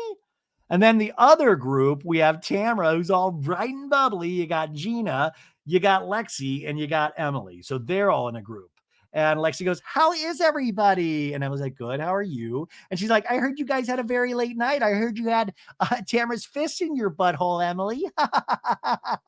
Did you go straight to sleep? And she goes, oh, pretty much, yeah. And Emma's like, all right, let's go. And you could tell Emily and Gina, like Tamra's all like bubbly, and Gina and Emily together, I love them. They're just like, yeah, we're good. We're good. We see you. And then Tamra goes, I can't stop shitting. And then Tamra goes, let's make some biscuits, which I thought meant like, let's poop, but they're actually going to make actual biscuits. So we're doing a sound bath with the one girls and then biscuits with the other girls. Are biscuits fun to make? Is that like, I mean, like I know some ladies and guys too get really into cooking, but it's like, I love to eat biscuits, obviously, but I don't know. Anyways, Tamra yells, well, butter my biscuits. I feel like we need like somebody to like attach to Tamra to tell her, just bring it down half an octave in every scene. I have to tell myself that as well. So I'm not without blame here. Anyways, they go into this biscuit place and they meet the biscuit maker that's going to walk them through making biscuit. Her name's Mags. I want a spin-off of Mags. Mags is going to quit after dealing with these ladies today. So we got like little chef's hat. We got little robe curtains, whatever the fucking chef robe. Anyways, she's like, put your gloves on. I'm like, where was this with Emily's butthole last night, right? And Tamra goes, I took a shower after I put my finger in your butthole last night. That's an actual line from the show. And Mags goes, ha, ha, ha, ha. And then they're like, I'm not joking. And Mags goes, oh. Like, and looks deeply offended. If you pause, I've paused it right here. She's like, oh, that's not what making biscuits is about. Okay. And now we go to the sound bath. And we go over to the sound bath. The ladies are walking into this beautiful, wooded forest area. Wish out Shannon there. And Heather is talking about Shannon protecting her well-being. That's the most important thing. Shannon now has actually, it's Jenny. We meet Jenny, the sound bath lady. She's like, hey, I'm Jenny. I'm friends with Mags, the biscuit maker. And Jenny's like, has anyone heard of forest bathing before? And I'm like, some of these ladies haven't even heard of bathing. So forest bathing, like, is it like a sound bath? And Jenny goes, kind of, grab a seat. And I'm going to be guiding us just to simply notice everything that is alive here in this forest through all of our senses. And we hear birds chirping, Heather Dubrow smiling. We have this beautiful overhead shot. And then we cut it to the biscuits and we have flour being thrown down. And Gina's like, easy, mama. Easy. And Gina's like, this is like when I make meatballs. I do it with my hands. And then Emily tells Lexi, hey, you shared meatballs with Shannon. And then Tamara's like, you also shared sauce. His semen. Do you get it? The stuff that comes out of the penis? You both, the Janssen? Yeah. Mags is like, there's like a noose. She's about to hang herself. Lexi goes, this is really fun, but I wanted to say that I feel really bad for the positions you guys are in, and I'm willing to move forward and try to find a way to coexist. And Emily goes, yeah, it's really difficult to navigate. And a talking head, Emily goes, I know things are probably awkward between Alexis and me. And they flash back to last night where Emily's saying, is your intent just to destroy this woman? And uh, Alexis going, no, if that was my intent, Emily, it would be done. That feels like another threat. 2 threats, video, and that. That's a threat too. Emily says, I think it's very mature and big of Alexis to admit things need to change with Shannon. Gina says, thank you for saying that, Alexis, because it is hard for us. And Alexis goes, it is hard for you guys. Gina and I talking that goes, Alexis let her guard down a little bit, and I feel like we made some progress there. So I'll take it. It's not a sprint, it's a marathon. Lexi goes, it just shouldn't be brought up around you guys. I'm asked, and then Gina goes, I'm asking you to not assume that because we're trying to support Shannon, that we're against you. We're attacking you, because I'm not. Then we flash back to the forest bathing, and we see Shannon like just walking down the path. And they're talking about Shannon. They're saying, we have a friend, Shannon, that needs to be here. And Shannon walks up. She's like, hi, I'm sorry I'm late. I forgot a hairbrush. She's out. She's like, I forgot a hairbrush. And Jenny's like, welcome, forest bathing. I'm going to guide us through sensory awareness practice. And when thoughts creep in, simply notice them. Shannon says, Shannon's like got herself wrapped up in this like Navajo blanket, kind of looking like Selena Gomez in that meme. She shares with us, she goes, meditation is hard for me because my mind is always working. Yeah, and we see flashbacks of Lexi going, there's the door, Shannon Beador, and another Alexis going, you've been broken up a year and a half. Move on. He has ring cameras. They have videos. Shannon goes, let's see if this forest bathing can help clear some of this fog out of my head. We flash back to the other ladies, and Emily goes, you've been friends with Shannon for years, Tamra, but I feel like you're unable to see any compassion towards her. And Tamra goes, because I can't let this go on in my life anymore. Do you know what kills me? To sit there and watch her order drinks all the time. And Gina goes, I get it. But what I don't like is you trying to set the boundary for everybody else, because I have had my own shit that I have had to deal with. Part of the reason why I don't fucking drink anymore is because she's 20 years ahead of me. And I looked at what that looked like, and I didn't fucking like that. So I am okay to be supportive to her right now. We're going to have to support both of you through this. And Gina goes, yeah. No, Alexis goes, yes. And the way you guys should do this is everybody in the group needs to butt out and let everybody be friends with everybody. Oh my God. Yeah, it's because they're butting in, Alexis. Are you kidding me? I just feel like we're not being real here. It's like everybody just needs to butt out and then everybody just pretend to be friends. And Gina is, this is where Gina and Emily are just shining, because Gina's like, listen, I still think you're not being supportive. And I've gone through what Shannon's gone through, and I see what you're talking about. And I didn't want to end up like that. So I made changes. But the way you're going about it is not the way to go about it. And Emily goes, can I say something? And Mags goes, did the biscuit making make you guys all come together? Poor Mags. And Gina goes, well, actually, I feel progress. And Mags goes, yes, that's biscuit making. So what I'm going to do now is cook them off, and then you guys can chill out a little bit. Mags is like, get the fuck out of my store. We're now in the forest bathing. They all lay down. Jenny's like, allow your body to be held by the earth underneath you. Start off by taking a few slow and deep breaths. And Jen goes, I am one right now with these trees and the smell of the honeysuckle. Jenny goes, guiding the breath down all the way into your belly. Katie Janella goes, I'm hearing birds chirping, wind blowing, and then we hear Shannon coughing. And Jenny's like, notice all of the different sounds. And Shannon's like,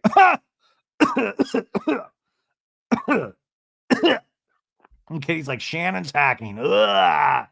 And Shannon is like laid on her side in the blanket, just going,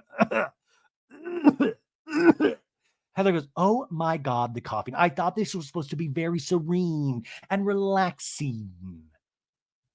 Jenny goes, you two are a part of the symphony of sounds. And Shannon just keeps on hacking. And Jen goes, you know what? Just let it go. Let it go. And now back to biscuits. Mags, is handing them all their biscuit boxes. And they're like, Gina's like, this is great fun. Let's go walk the catwalk. And Emily says, I'm worried about the outfits fitting for later, you know? And so that's the first time this kind of gets introduced into the storyline. We're back in the forest bathing. Jenny goes, stay connected to our senses through the sense of touch. And the ladies are standing up. Shannon is still on the ground. She's just like, ah. And Jenny's like, the sense of smell. And she's like now like touching trees and smelling them.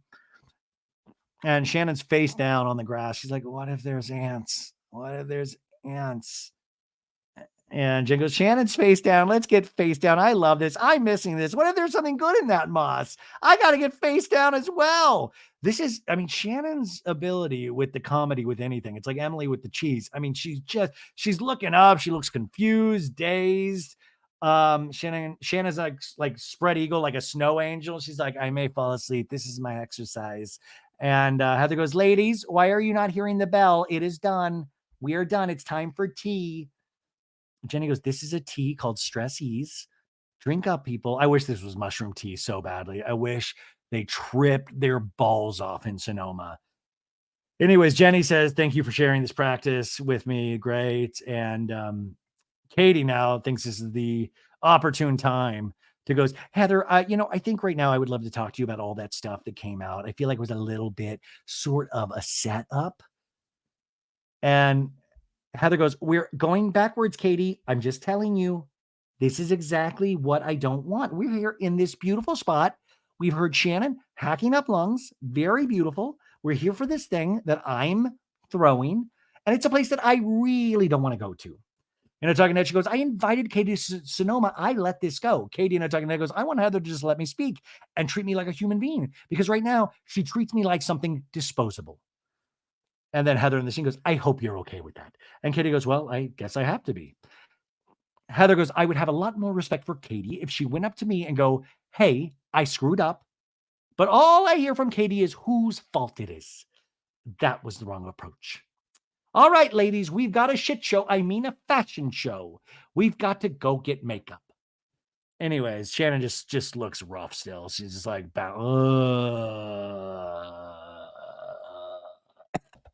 Okay, so we are now at the Heather Dubrow event beforehand. Heather's giving instructions on where everything needs to be, and the ladies are starting to show up for their fittings. And Heather goes, please welcome the fabulous Susan Bender, who makes the clothes. I know you're going to love everything. She says, I'm doing this collab with Susan Bender. We were talking one day about how it's hard. It's really hard to find the basics when you go into a store. Not Old Navy, folks. Old Navy, you can find everything. I'm hoping to get down. Like I'm so overweight right now that I'm hoping to get down to my Old Navy weight. You know what I'm saying? Like I have like just Old Navy clothes that I need to get back to fitting into. So that's why you see me I'm wearing like the same thing all the time. By the way, we'll get to this, but I so empathize with Emily sometimes just because of my own body issues. And there's no joke there, but I always just think I'm like, hell, I totally understand what she's talking about. Also, I do want to know what the price point for this clothing with Heather Dubrow and Susan Bender, what the price point is. Is it affordable like Old Navy? I can't imagine it is, but all the proceeds go to this family equality. Heather says the first ever one-way she ever walked was at the American Heart Association Red Dress fashion show recently, and that's where she got inspired to put the fashion show into the family equality, event.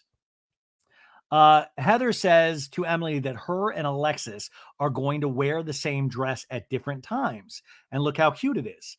And Emily goes, well, maybe I shouldn't have eaten a huge biscuit. I mean, if you put Alexis in a dress and it's tiny and me in a dress and it's big, I don't feel like everyone else. But that was a damn good biscuit, she says. Whatever, I don't give a fuck. Give me all of my girl clothes, give what she said, give me all of my big clothes, whatever she says. But I feel like why are we repeating any of the outfits? She says, give me all the big girl clothes. So Heather's showing Emily the first look and she's like, did you bring jeans? And Emily, yeah, I brought jeans. And then Heather goes, so you get the big model jacket, which is so fucking awesome. You like, is it good? And I was like, yeah, it's good. It's good. It's good. And Emily's, trying stuff on, and it's oversized, Emily says. And they're like, no, it's supposed to be oversized. It is so cool, Emily. Is that okay? And Emily just goes, yeah, yeah. No, I love it. It's great. It's great. It's great. It's great. She says, I've always been insecure about my arms. And so when I hear oversized, it just immediately triggers like a sensitive subject for me, or like, oh, because your arms can't fit into a normal size. And I know to some people that's silly, but to me, that is so fucking real. Like I have had guys, I was cursed with thick thighs and huge calves. I have like Popeye legs, and it's been a nightmare since I was a little kid. I'm so embarrassed by them. Like, oh my God. And that's why I'm always wearing some sort of jacket to like hide, and they're muscular, but like they're just huge. And I always sometimes when I was a kid, I always thought that God existed, and that like God's putting you together like a Barbie, and like God like didn't look at the right place at the right time and took like an oversized pair of legs and then a smaller upper body and then put those together, and that was me. Like, did you ever have those weird thoughts as a kid? But now I think my bigger body, my upper body is actually getting bigger. So now we're evening it out where it just all looks horrible. But like it just those things can trigger you. Like the worst when I used to act, when I would have to do costume fittings, oh my God, how I dreaded it. And I know 80% of that is stuff my mind is doing to me. It's not sometimes even the reality of the situation, but I make it such a big deal. Like I remember back to school shopping was the worst. My mom had to drag me, and we would do like the Walmart and the Ross Dress for Less and all that stuff. But man, I hated it. And it was like a crapshoot. Some years it would go good and you'd be like, okay, I feel okay. And then some years nothing would fit. And that's been like that my whole life. And I guess sometimes the good and the bad thing about being an adult is you get to a point where you're like, well, I'm just not going to do that to myself anymore. Just going to wear my ratty basketball shorts and sit my fat ass behind a podcasting mic, but it's like, it's really there. But sometimes you're like, I want to get out there. I want to go out there into the world. And sometimes you just don't feel like you want anybody to see you. And so I don't know. I always relate to Emily in that sense. You know, Katie is looking at Shannon in this like kind of like furish looking coat saying, oh my God, it looks so good, Shannon. Oh my God, John Janssen would totally want you back in this coat. Lexi goes, I know I'm going to be in the same room as Shannon, and I don't want to harm her or hurt her feelings with this amazing rock hard ass and these giant Jesus tits. She didn't say that part, but she said, I don't want to hurt her feelings any more than they already were. So hopefully Shannon and I can just pull on our big girl panties and get along. And you guys know how I feel about big girl panties. I hate that phrase. Vaginal yeast infection, cool with. Big girl panties, for some reason, I hate it. Let's just put on regular panties. Can we just do that? Just regular panties. Don't say big girl panties are on Emily either. Like just say regular. Can we just say underwears? Can we just say the stuff that covers the stuff? Big girl panty. Yeah, and I think about with big boy pants too. I don't like that either. Everybody's getting all gussied up and beautiful, and I will say all of these ladies are really good looking. Like this is a beautiful cast of women. I think the OC cast. Um, Emily says she just feels sad. And she's tearing up in the tongue head. She's like, I was almost questioning myself. Am I crazy? Have I lost weight? Do I look different? Am I the same? Am I delusional? It hurts my heart. Um, and that's the other thing, because Emily's working so hard in the gym, we know, and with her diet and all of this stuff. But there are those moments, even though you see these results, your mind will still go back by default to like you at your worst. Like it just you never fully escape that. I always truly admire and am in awe sometimes of people with extreme confidence, and people that can like just they have this command where they just exude like this confidence and sexiness and all that stuff. It's never me, like that's not me. And I don't think I can ever be like that, and I'm okay. But I sometimes just want to be normal. Shannon says in a talking head, goes, Vicki and I have a Shannon and Vicki live show scheduled, and I'm not going to lie, I'm ready to leave this negativity. So Alexis is right near Shannon as she's getting her makeup on. All the guests are starting to arrive for this fashion show. As with any housewife event, it's not like thousands of people. It feels like 75 people. But the point is to get this on the show so that people like us know about it. Like I said, anyways, Terry Dubrow is there. And he's like, hey, all right. Heather and talking goes, I'm a really lucky person. I found a life partner that is truly my partner. And they're taking photos at the step and repeat, not paparazzi photos, just regular normal photos. And Terry's like, smize. They're a very good looking couple. And Heather says, of course he would be at this event because this is about our family. Like I said, they are an amazing family. I truly, truly think that. So now outside, Heather comes up to Tamra and says, you look amazing. I missed you today because you had biscuits and I had sound bathing. And Tamra's like holding Heather's hands, like, did you have a good day? And Heather goes, nah, it was fine. We went to do the Zen like sound bath, like forest thing, which was really very nice. And then in front of the other girls, Katie like wanted to talk about Gina and all these things. And I didn't let her talk, which I fully admit. And you could tell Tamara's kind of disappointed, like, wait, give me some Shannon, dude. I don't fucking Katie. Who the fuck cares? Tamara goes, but you're not giving Katie any grace. There we go. We said grace, one of our favorite Housewives terms in the episode. All right. And Tamara goes, I see somebody that was set up and hung out to dry. Gina is fucking behind this, Tamara says. Tamara, why are you this intense? Like Gina is behind. Gina, the mastermind. Gina! And we flash back to a scene by some river with Katie and Tamra, and Katie's going, she says, this is what you should say. I knew about the paparazzi, so all these other things like the tagging, snubbing me at Sutton's, I knew you were already a liar. And Tamra goes, what? In a talking head, Tamra goes, it doesn't make any sense to me that Gina told Katie that she should bring this up around a group of girls that don't even know her. Tamra goes, I think that she thought that she had one on Heather. Backfired in her face. No, I think she just said talk to Heather about it. I didn't think she said, guys, I don't know. Am I seeing this wrong? Tamara in the scene goes, do I think she fucked up? I do. And Heather goes, yes, it's weird. And then Tamara goes, why are you letting Gina off the hook so easy? Tamara, think about that. We like more people in this cast should be like, why are we letting Tamara off the hook so easy? So Tamara goes, Gina told her, you're probably right about the paparazzi pictures, but I can't go there with her because I have to keep her close because of the real estate connections. That's what Tamara now puts out this whole new goofy theory out there. We flash back to that river scene again, and Katie goes, Gina told me she keeps Heather close because she has rich friends that can help her with her career. Tamara goes, well, she basically tossed you to stay on Heather's good side. Now, okay, the way it's positioned on the show is to help with real estate connections. But the way Katie is telling it to Tamara, it kind of makes sense. And I'm sorry if this offends Heather, but a lot of people are nice to Heather because they perceive her to be wealthy and powerful. And she kind of is. So we've seen that behavior on this show with a lot of housewives towards Heather. It is not the first, nor will it be the last. And I would dare to say also, Tamara at times will play nice with Heather because of that same feeling.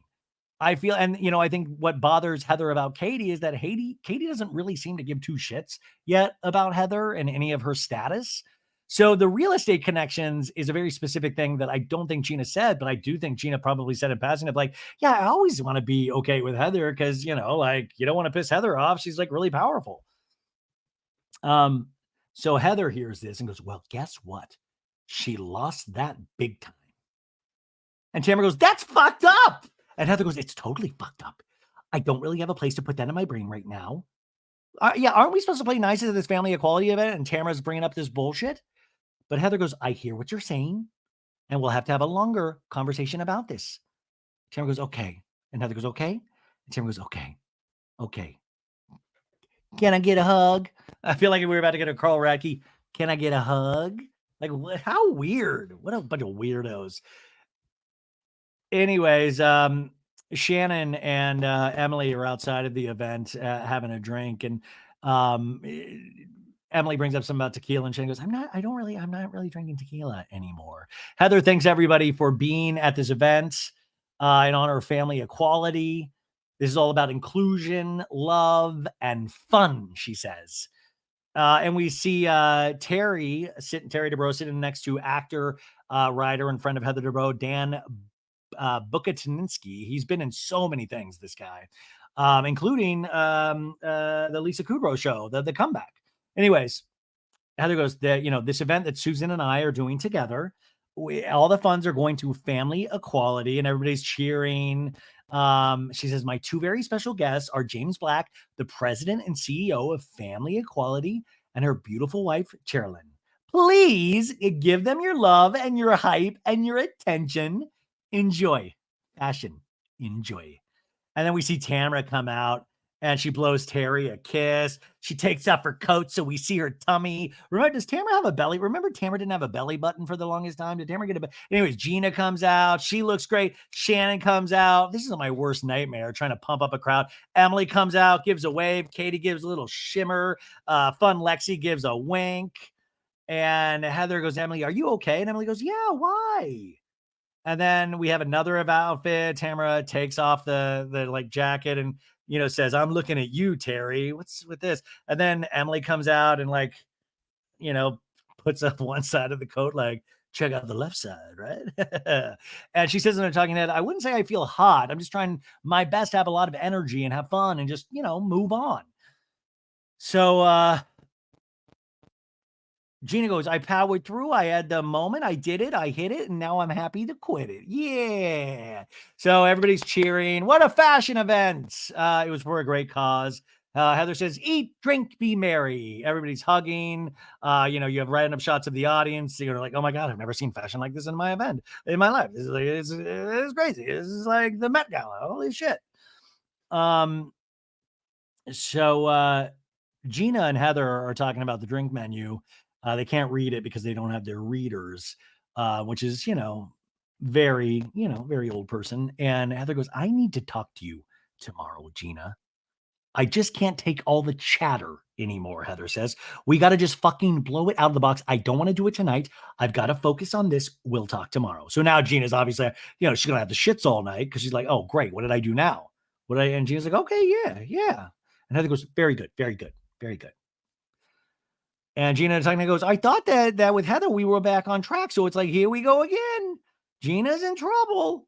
I should be just forever bent over waiting for my spanking from Heather. And then Tamra and Katie are talking. Tamra goes, I did have a conversation with Heather before the event. I did. And she goes, it's not lost on me. I get it. I am mad at her and she will never get any business from me ever. And Katie goes, oh, fuck. And Tamra goes, yeah. I'm fucking destroying Gina's life too, Tamra, that head shake says. And Katie goes, oh, Gina's going to hate me forever now. Oh, God. I mean, yeah, I don't want it that. Like, Katie's like, I don't want it that deep. Are you fucking kidding me? We're getting more pictures taken. Everybody's whining and dining and 69ing. Heather goes, everybody take your seats. I've been supporting family equality for almost a decade, but as my own personal advocacy has grown, so has my relationship with this amazing organization. People tell me that our children are lucky to have me and Terry as parents, but the truth is we're the lucky ones. And she's tearing up, and they have a shot of Terry, the man in the moon, and he's tearing up. It's actually very, very beautiful. And she says, we're also acutely aware that the support that are afforded to our kids are not afforded to others. And I've made it my personal mission as a mother to try and help as many in other families as I can. Everybody claps. I mean, this is where you can't, Heather, I applaud you. And I'm talking to she goes, since my first child came out publicly, I believe that modeling is the best way to show people what's normal. Here we are. This is our normal family. Check it out. I love when and Heather does this talking head and like, here we are. Here's our normal family. Come check it out. You like what you see? Come check it out. Hey, here's our normal family. You like what you see? We're pretty cool. I like the voice she's using there. She doesn't mean modeling as in clothing. She means like modeling as in how they live their life. Now, I will like, God, I love this so much. But I will say, like, I've seen some of the comments on some of her Instagram or her social media posts, and they're disgusting. They're disgusting. I mean, the hate that it takes in your heart to write something public. I mean, like, if you have that hate in your heart, I mean, keep it there, let God handle it. Let somebody else handle it. But for like that hatred to come out and, with kids involved, especially, I know that comes from a lot of fear and a lot of lack of knowledge. And this is what those things do is that, if you do have, extreme hate in something, look into it more, research it more, find out what is actually happening, and try to find it from reputable sources, because there's so much, there's so many. God, I see it now every day. I used to really complain about this years ago, but it just ramps up every year. It's like people will send me the wildest articles, not about housewives, but about everything. And then I'll be like, did you see where this is from? It's literally says a parody website. Like, it'll be like parody, and they'll like take it as like, I've seen my dad get caught up in it. I've seen and we're all going to get caught up in it someday. And I always think, man, if we just could read a little bit better, you would be, they want to confuse us. They want to get us angry at each other. They want all of this stuff to happen. And I think when you put your money and your time, and you try to do the best for your kids, that's the way to go. And no, I don't think, anyways, it really frustrates me sometimes to read such hateful comments, because it's like, man, there's a certain time, especially when it goes with kids, where it goes over a line, even for me. And I like to be goofy about everything. Even Alexis is crying in the scene because she deals with this with her family. She says in a talking head, she says, I get to live my life unapologetically as myself every day. I want to ensure that my family gets to do the same. I want to make sure they all get to love Johnny J the way that I do. No, I mean, like, that's a joke, but obviously good. I like that Alexis is, standing up for her kids as well, because she lives with her kids. She knows who they are. She knows who they want to be. I don't know. Anyways, Heather goes, I just also want to mention that all the gals walking tonight were moms. And everybody's like, yeah, woo! Fierce, protective, gonna kill you for our kids' moms. Slayed it. And everybody's clapping, really nice thing. And obviously in this room, you don't have to win anybody over. It's everybody outside that they're doing this for as well, for the kids. Anyways, Emily and Jenn are talking about, Jenn and Gina are talking about, like, what's going on with Heather and you. And Jenn's explaining to Gina, well, she was trying to have a conversation with Dubrow today, about Katie. And, Katie was saying now that you set her up. And Gina goes, well, let's just talk then. This is so fucking stupid. What? And she goes up to Katie, goes, let's talk. And Gina says, I mean, I haven't done anything to anyone. I'm just so fucking over it. Come on. So Heather now is talking with Alexis outside the event. And Alexis goes, can I ask you a question? I promise I would be able to come to this event and keep composure. I was hoping Shannon could. And by the way, Tamra is standing right next to Alexis. And Heather goes, did you guys have words backstage? And Alexis goes, no, Emily just pulled me aside and said, will you please talk to Shannon tonight? And we flash back to that scene where Emily goes, we have to get some resolution so that you're not crying at night, that you're not feeling sick. And Alexis goes, well, I need to talk to Shannon first and see if she's open to it, and ask her if we could just sit down. That's not what, so Emily didn't ask you. She's saying we need to get to a point. You're the one that said, let me go talk to Shannon. She says in a talking head, this is about family and love and equality and John Janssen's Large Johnson. It's the perfect opportunity. I'll try. And Heather goes, whatever you want to do is fine with me. And Lexi goes, if she hasn't left for her flight yet, and are you sure? Heather goes. And Heather goes, it's a very loving event. It might be the right moment. It might be the right moment. And then Tamra goes, love is love. Love is love. Yeah, Tamra, you just want this to blow up so bad. Shannon then, back to her, goes, Heather has planned this beautiful trip, and there was so much downpour on this, And Gina goes, you and Alexis honestly are kind of saying the same thing. And so she's like, you and Alexis are kind of saying the same thing, honestly, honestly. And Shannon's like, she is not willing to back down a millimeter. I'll tell you what, though, she did today. She did that. I really felt it. And Emily walks up, and Emily goes, I know you're going to get on a flight. For the sake of all of us, could you sit down with Alexis? That person's name will not come up. No, Shannon says, it's not healthy. No. And then we go back outside, and Heather pulls Katie aside and goes, I didn't let you vent today. You needed to vent. It wasn't really the right moment for me. Tomorrow, okay? Tomorrow's good.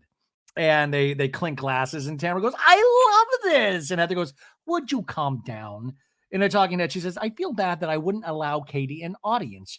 I don't feel bad that she wanted an audience at an inappropriate time, but maybe we can work on it. So Heather is looking over at the other conversation. She's like, I'm trying to get a read on what's going on. And Alexis is like waving through the window, going, can I come? Thumbs up, thumbs down. Can I talk to Shannon? And Shannon's in there going, no, I'm sorry. No, no. And Emily does a thumbs down to Alexis. And Alexis is like, I knew it. I knew it. And Tamra goes, okay, then don't push it. Don't push it. Shannon inside goes, I have had 2 days from hell. You guys can enjoy your time with her. This trip took me over the edge. I know, Gina says. And Shannon goes, I got to go. And then she just walks off. She tells Heather, I got to go. And Heather goes, thank you. I love you. So Shannon's giving the hugs, got to go do a big comedy show. Got to go do my comedy show with Vicki. And then Shannon leans down to Alexis and says, listen, you motherfucker. No, she goes, Alexis, I heard that you wanted to speak to me, but I need to let you know I'm not interested. Okay? Okay? And Alexis goes, I'm just trying to make peace with everyone else, Shannon. And Shannon just walks out. And Alexis tells the other ladies, she just said that I want you to know that I'm not interested in speaking with you. And Alexis goes, I just want to make it civil, And Tamra goes, okay, that's it. Whatever her decision is, it's her decision. And Alexis just does like this whirling motion with her fingers. Yeah, I don't think I would want to hash it out yet, especially after the non-disparagement clause. I just don't see where a world where Shannon, like, that's why would she give that to her? Why would you give that to her? Anyways, after the commercial break, everybody's packing up from Sonoma. Just one of those little montages. Jenn gets a call from Ryan, her boyfriend. He's like, you nude? Hey, can I see those boobs? What's going on? Gina tells Emily in a scene, goes, Travis is texting me and it's just so sad. It's like, we're really good. And then he'll have an emotional moment and it gets really bad. And a talking head, she says, right now, I feel the weight of the world on my shoulders. I'm worrying about 7 other people's feelings plus 2 fucking dogs. It's way too much. It's like a pressure cooker for me. The Travis situation, obviously still so much information that we don't know, but it seems like she is going through it with Travis still. Katie is saying to her husband, nervous about today. I got to talk to Heather. Gina went around and told everybody that I was a liar. And her husband, Matt, says Team Gina seemed like a no-brainer. Now it's Gina plays games. And Katie says, with my fucking emotions. Yeah. And Matt, you can just tell on FaceTime going like, what are we even doing with our lives here? Like, what? I mean, we have a nice life. Why do you really need to do the Housewives? So he's like, we're going to go on this bike ride to Russian River Vineyards. And I'll let you know when I get on the plane, if I make it. So they're packing all of their shit up. All the ladies are outside getting ready to get driven to these vineyards. And thanks for hosting us. They go to this bike shop. They literally are getting on bikes. And I'm like, thank God Shannon wasn't on this trip. Shannon would have like wrecked immediately, not because of alcohol or anything. I just feel like she's always like falling on things. And Gina's like, wait, we have to ride our own bikes? And Tamara's like, you don't ride a bike, Gina? And Gina goes, Tamara, I don't do anything. You know I don't. Come on. I thought it was going to be like one of those bikes that's like on the truck that you don't actually have to pedal if you don't want to. Is she being like those booze cruise ones? But anyways, yeah, it's a real bummer after like a party night to like, let's go do some physical activity. Alexis says, the last time I rode a bike, I mean, I go to spin class every week, but that's a stationary bike. And then I ride John Janssen's privates. And then she goes, I might ride some other things beside a bike. Ooh. Oh, God. I need to take a Gaviscon. So these ladies start biking, and it's just comedy. They're screaming things like, there's water, and they're like, go through it, just go through it like normal, Heather. And she's like, what if it's slippery or something? I feel like it should be like some kind of like death race, like in Greece, where they're like racing each other and they're getting too close with each other. Katie says, these women are trying to kill me. These fuckers are excellent physical shape. They make it to the vineyards uninjured, which is great. No more bikes. And now they get to sit down and have some sort of argument, which is what we're all here to see anyways, right? The table's all ready for them to sit down. It's pretty. They're opening some bottles of wine. And thankfully, Shannon's not there for Tamra to say, I can't believe she had a glass of Chardonnay. It's crazy. They're in the sun, and Alexis says, we've spent too much money on these faces to get too much sun. We can't do it. Gina says, guys, I have to say, I think this was a beautiful trip. I'm a little upset because I know whatever's happening between you and Heather, Gina, Katie. I feel like we're circling back on it now. And Heather goes, do you want to lead this, Katie? And Katie goes, well, I've heard that you've been calling me a liar, Gina. And Gina goes, yeah. And then we flash back to a scene with Katie going, what did I lie about? And Tamra saying the story's changed. He says, I told her not to say it. And I called her 10 minutes after. I've heard 10 minutes. I've heard 24 hours. I've heard 2 days. And Katie goes, yeah, that's just not true. Katie in this scene goes, Gina, I don't appreciate that because I'm not lying about it. And Gina just snaps. She goes, why are you involving me in this? I don't understand why you're doing this. And Katie's like, Gina, first of all, I didn't lie. I don't even feel like you are lying.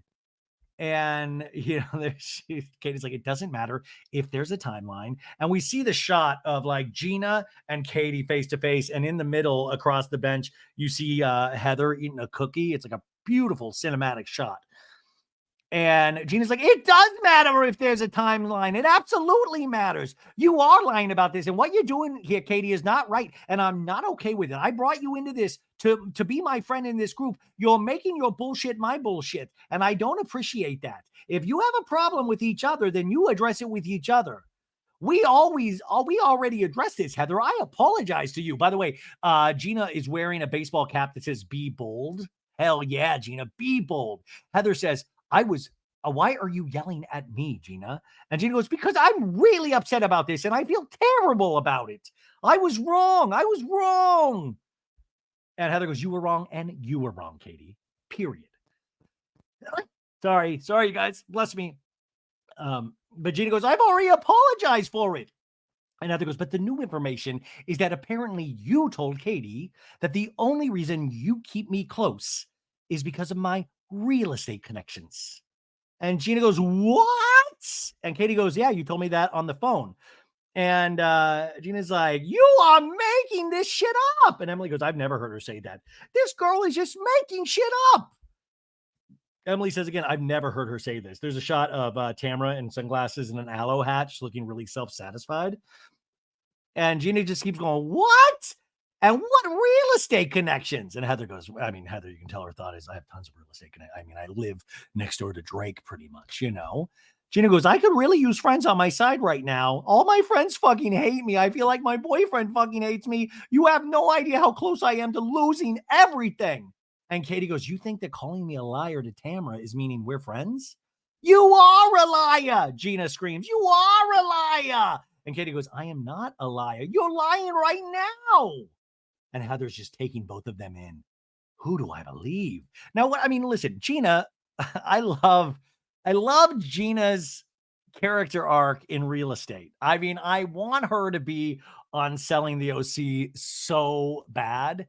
I love that now she's become a real estate schemer and she's already had the bad luck with vouching for Jenn Pedranti. I just love the real estate ups and downs. And, she was helping sell the former castmates mansion that we just visited in Coachella a couple weeks ago. Remember that? Elizabeth Vargas.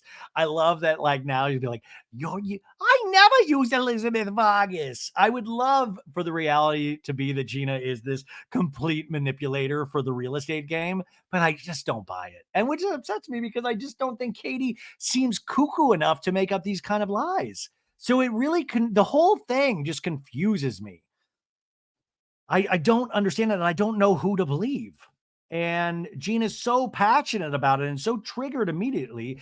And Gina goes, prove it. Bring all your receipts. Bring all your proof then, Katie. And Katie goes, I cannot prove that we had phone conversations. And Gina goes, I work hard for my business. She works hard for the money. So hard for it, honey. But Gina goes, I do not need Heather to make my way. And then Emily goes, wait, what is it that she said? And Katie goes, Heather and I are close. She helps me with my career. And Emily goes, that's a nice thing to say, though. I don't understand why would you be mad about that? And Gina goes, I never, first of all, Heather does not help me with my career. And then Katie goes, well, she's helping you with the Altmans. And she goes, no, I'm not going to work for the fucking Altmans. Okay, now we got $1 Million Listing involved. We got Josh Altman involved. But Gina's like, no, I'm not going to work for the fucking Altmans. Not with that potty mouth, you're not. And Emily goes, like, I can't even imagine that coming out of Gina's mouth. She doesn't say things like that. In the talking head, Gina goes, this lie doesn't even make sense. It doesn't make sense that I'm friends with Heather for her real estate contacts. I'm friends with Heather for her private jets, you know? I've never asked for or talked about. Katie in the talking head goes, do you think logically me coming into a group of women lying about everyone is going to make me friends? And then the talking head, Gina goes, she has been doing nothing but lying for months. You keep perpetuating this, Katie. I can't believe it. And Emily goes, you guys are never going to agree. And Katie goes, it doesn't matter. And Emily goes, we have to move past that because you'll never agree on that. And Gina goes, it doesn't matter. No, it does matter. And then Tamra stands up and gets aggressive. She goes, Gina, honestly, you're being so defensive. You look guilty. Tamra's really writing for Katie hard. So much so that now I'm beginning to not trust Katie. Like that's what a Tamra, like, when Tamra vouches for you and all of a sudden I'm like, well, maybe she is guilty. Gina goes, I'm being passionate because it's important to me. Heather goes, I believe Gina in a talking head. When confronted, she told me everything.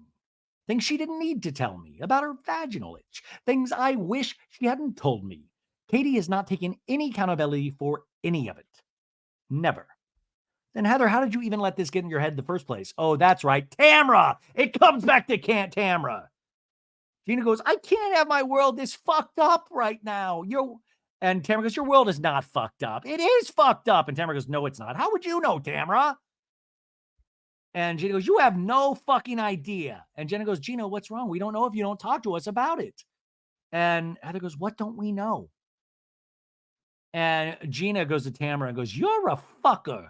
You're a fucker, Tamra. And Tamra goes, why? What did I do? You've been harsh. And Tamra goes, am I a bad person because I like Katie? She still likes you. And she goes, I like you. I'm just fucking mad at you. Emily goes, she has real relationship things. I'm just going through a really hard time with Travis right now. And Heather goes, Gina, everybody's your friend. Everybody supports you and everybody loves you. And Emily has her mouth full. And she goes, you guys got to lay off her. You're doing amazing. And Heather goes, can you tell us what happened? Come on. It's because it's a sacrifice that me and Travis don't live together, but I could do it. I'm afraid now that he's not going to be able to work through this stuff, his stuff, and that he's not going to be able to stay in it. In the talking head, she goes, taking space from Travis was the right decision for honestly all of us. And we flash back to Travis and Gina going, how do you feel about everything? And he's like, I feel overwhelmed. Travis, just such a quiet guy. I feel overwhelmed. I feel there's a lot to figure out. And I know that Travis's divorce is just intense. So it's been hard for Travis and I. I feel extremely guilty. I just am trying to allow him all his feelings, and I hope that doesn't break us. Tamra says in the scene, is there a life where you guys can get a house that's bigger? And it's like, maybe, I don't know. And Emily goes, that's what I told her. I said, he needs an end goal. Right now, they're coexisting. They're just coexisting, you know? Gina says, the last thing I need is somebody spreading bullshit lies about me, and especially coming from a girl that was my friend. It's fucked up. And now she's facing Katie. And she's like, it's fucked up. And he's sad. So I'm sad. I don't know what's going to happen with my relationship with Travis. So all this just seems so stupid to me. And Katie goes, it is stupid. It is. It is. And then, Jenn goes, can we bury it and just move on? Yeah, I can bury it. But I feel like the thing is I've made up with you already, Katie. So stop. And Katie goes, you stop. Don't hit me anymore. I'm weak. And then Tamra goes, you both stop. We're both going to stop, right? We're all stopping. Yeah. And then Katie and Gina hug and goes, you better not. You just better stop. And Jen's like, just say I won't. And then Heather goes, anyways, thank you very much for being here. We're wheels up on the private jet at 4, so we got to hit the road. So cheers. So cheers. All right, cheers. And they all cheers. Nothing was solved. Nothing. I'm still just as confused about all of it. Like literally nothing. So somebody's lying and we're just fine. Everything's fine. Everything's dandy. And Jeana goes, oh, this is so embarrassing to be here, you know? Next time on The Real Housewives of Orange County. And they're going to beautiful St. Louis, the home of Tom Sandoval, for the Vicki and Shannon Beador Dos Amigas comedy show. And then we have a scene of them playing like adult Jenga. And then we have Jen Pedranti's son saying, my space wasn't really respected, so I feel like it'd be better to go somewhere where it is. And then we have Heather yelling at Tamra going, she's in the bathroom crying because I made her bring jeans. And it's Emily. And then we see a scene with Emily and Heather and Emily going, don't point at me. And Heather going, could you be quiet for a second? And then Emily just turning around going, oh, fuck off. And then we see Emily shouting at Fun Lexi going, shut the fuck up. And Lexi going, I don't give a shit what you say. And then you hear Emily going, go fuck John Janssen, you fucking idiot. God, Emily, that's hot, man, when she speaks like that. Hell yeah. That was this week's episode, but it's not through yet, folks. I'm going to make you listen to a little bit of a recap of what we saw right after that, which was a what. Okay, so watch what happens live. John Janssen is in the front row with his Johnny Depp scarf and his leather jacket. Andy introduces Katie and Alexis and sees the ring. And he's like, wow, look at that ring. And, it's a big rock. And John Janssen just looking all smug in that front row. The fact that he wanted to do this, I just think is bizarre, which means he's leaning into this to some degree and must kind of enjoy it. And I don't necessarily understand at all of this. Anyways, the word of the night on Watch What Happens Live was Johnny J. They always play that drinking. Does anybody play the drinking game at home? Like this, I've never played this game, even though I watch What Happens Live every episode. And Alexis is laughing. Oh, and he's like, drink until the name on everybody's lip is Johnny Sway. All right. And let's say hi to Johnny J in the audience tonight. And Matt, Katie's husband, is there as well. So Johnny has the scarf, the leather jacket, little 5 o'clock shadow. He's got a silver cross. He's right in his Jesus jugs area, his décolletage. And Andy says, Johnny J, I got some questions coming for you. Do me and then they do a lot of polls on this show, and I'm like, this is not going to go good. So now they do work the polls. Did Alexis come in too hot this season? Yes or no? And she goes, did you come in too hot this season? And Alexis says, well, I did. But I think if they were to see more of what was occurring, they might have felt differently. What you were seeing is, it definitely looked like that. And he says, you came in pretty emotional, right? And she said, yeah, I was coming in pretty emotional, a pretty emotional summer. And Andy says, by the way, on that note, I want to wish you my condolences for your mother had just passed right when we started shooting. And the audience says 98% to 2% saying that Alexis did come in way too hot. So that's a landslide, he says. And Alexis laughs. And then they said that her glam team was the 2%. The next question, did Katie come into this season too hot? Yes or no? And they're like, Katie, what did you think? And Andy says, you went straight for Heather. What do you think? And Katie goes, yeah, but if I did nothing, you would call me boring. And which is a good answer. And it's totally true. They would say she's like, did nothing. So 68% thought that she came in too hot. 32% didn't. And then the next question is Johnny J getting a bad rap? Yes or no? And then he asks, he goes, Johnny J, do you think you're getting a bad rap? And Johnny J goes, 100%, 100%, and Andy said, so this is it's 93% Is Johnny J getting a bad rap? Yes, 7%. No, 93%. And then Andy goes, if you put yourself in Shannon Beador's shoes, how would you feel if the roles were reversed? Alexis this season. And Alexis says, well, I'm sure it would be difficult, but I'm letting you know right now that it was very difficult for me to film with his ex as well. It goes both ways. Yeah, but you didn't have to you could have said no, you know? She says it's not just one-sided. And Andy says, well, when we're on the subject, which name do you prefer, Johnny J or John Janssen? And which do you prefer, Johnny J? And Johnny J says, John Janssen. I prefer John Janssen. John Janssen kind of has a Batman voice this year. I'm John Janssen. I'm John Janssen. Oh. And John Janssen says, I'm not a rapper. I'm not a rapper. And then Alexis goes, he likes John and he likes Johnny. He just doesn't like Johnny J. He just doesn't like Johnny J. The audience likes John Janssen better. Only 6% like Johnny J. Then the next question is about Paparazzi Gate. Whose side are you on, Heather or Katie's?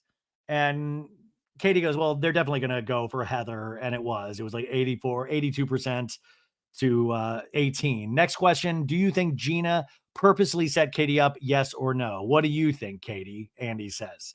And Katie says, at first, I thought it was a setup. And then I think she was just in a tough spot.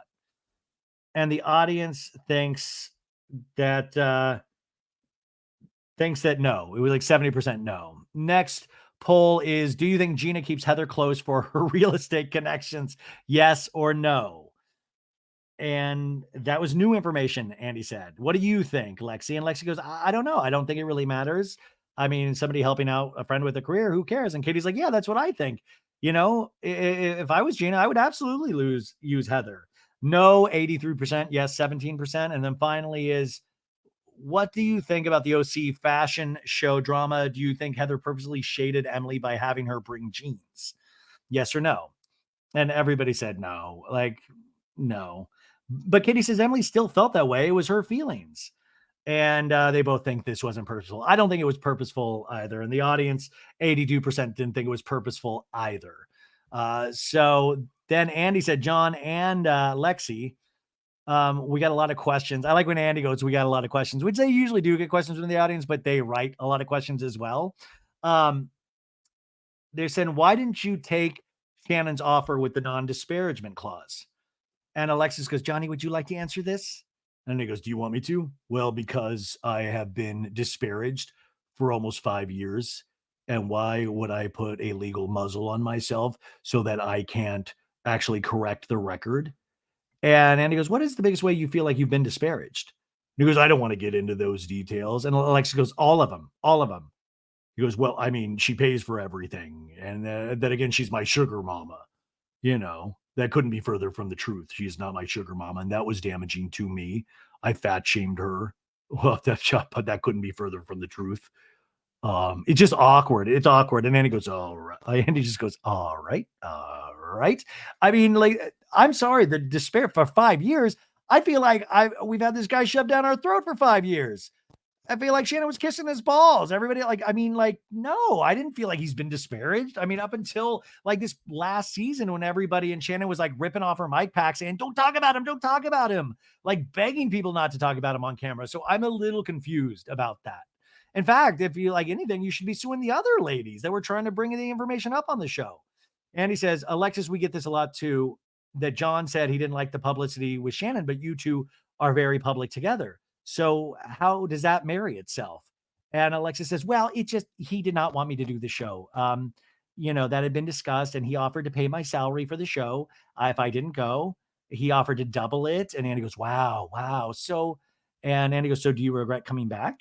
And she goes, well, I regret what's been shown of me coming back this season. If the audience were to see all of the stuff that was filmed and the other facets of me, me mentioning John and sex, besides that, if they had not just only showed those parts that I think it would have been, not great, not bad. And Katie goes, we were happy when you said you were having sex 4 times a day. We were. And they shoot at John, the audience, who just has this smirk. And he asked Katie what her paparazzi friend has to say about the mess unfolding with Heather. And it says, yeah, he said nothing. Nope. So nothing. Then Andy's like, we are squarely in the midst of Jesus Jug's second coming. How do you feel about that term now, Alexis? Do you feel like we should retire it? Are you okay with it? And Alexis goes, well, I don't mind it. I really don't. Jesus is, and Andy goes, yeah, Jesus is getting some play. Well, I mean, wait, am I missing? Weren't they fake boobs? The boobs? So they're not like, Jesus didn't make the, I mean, I guess Jesus made the implant. I don't know. I get a little confused with this. Who knows? Who knows? The audience. So now they do the game. Do you regret it? And Andy asks, would you take back any of the following? Do you regret starting the Johnny J rebrand? And Alexis says, yeah, I should have said just Johnny. Do you regret telling Shannon that, do you regret telling Shannon that you were happy John left her? And Alexis says, no, I do not regret that. Do you regret sending Shannon and Tamra a cease and desist during their argument with your ex? And Alexis goes, it never happened. It's a lie. It's a lie. Do you regret bringing to light the alleged videos, the Ring camera videos, and threatening to expose them? And Alexis goes, I didn't threaten, but I regret saying it at that time. Do you regret bragging about having sex with Johnny J 4 times a night? And Alexis goes, everybody at the team mentioned that, and I don't regret that, because if they had played everyone answering it, everybody would look like an idiot. And they give a shot of John, and John has like no reaction. John's like it's like sleeping with the enemy. This dude isn't doing himself any favors. Like he could just be like, like a little more jovial. Like he looks scary. Like I'm scared of John Janssen watching this. Anyways, do you regret not leaving Shannon's gym? And Alexis like, it's not Shannon's gym, and it's our trainer. Do you regret your friendship goal of 2024 to squash the beef with Shannon? And Alexis is like, no, I don't regret that. I want it to be amicable. So that was pretty much it. Andy says, thank you very much. It's just so damn weird, you guys. Now, Alexis, like I said, was on a press tour this week, hit up a bunch of different podcasts, and this was one with Page Six. Alexis, this is from Bywig Hello Drama, the Instagram account that I love. This interview says, Alexis says the security videos of Shannon were never supposed to be brought up in this public forum, but she was emotional and snapped, so they came up. Alexis says Tamra and Heather knew about the videos for a while, but weren't ever going to bring them up. Alexis reiterates that she said in her Page Six interview, those videos are not meant for everyone to see. It would be way too damaging. John is the only one who has sole possession of them. Alexis is talking about the videos and saying they're so damaging and they can ruin Shannon's life, etc. is just as bad as releasing the videos. Alexis is making everyone speculate, and of course, people will think the worst. She and John would have 100% released the videos if the viewers were on their side. The source of this is Decider on the Bywig Hello Drama. And they've already released scenes for next week, which seems insane. But the shift in how they speak about these videos, I think they really realize they've done something gravely wrong in threatening or even speaking about these videos. It's a bridge too far, and I just don't know what they're trying to win here. If it's a $75,000, that's one thing, but if you're also talking about your own reputation, you've lost that 10 times over. Like it's just a bigger mess than it ever was. So it's hard not to think that you're just not after this person, Shannon, that you feel really wronged your man, Johnny J. And John really seems like a very angry man. That's how he's coming off. I mean, I know all the pictures on the little red carpet tour that they do are all happy, but like him in that audience, damn, it looked intense. What did you guys think? Anyways, that's the show today, you guys. Sorry for it being so late. We're going to get back to a normal schedule this week. The Pop Culture Roundup is tomorrow with Sophie, so that'll be a lot of fun. I'll tell you all about my week's adventures, and I hope you have a great end of your weekend and a great start to your week. Thank you for supporting me. If you remember, give a 5-star review on Apple Podcasts and Spotify. Go subscribe to the YouTube. Go check out Maritza Lopez's podcast, Love is Latino. And yeah, Patreon, I'll be finishing up the Vanderpump Rules season 1 finale, and we have a Q&A episode I'm doing tomorrow as well. So boom, bye guys.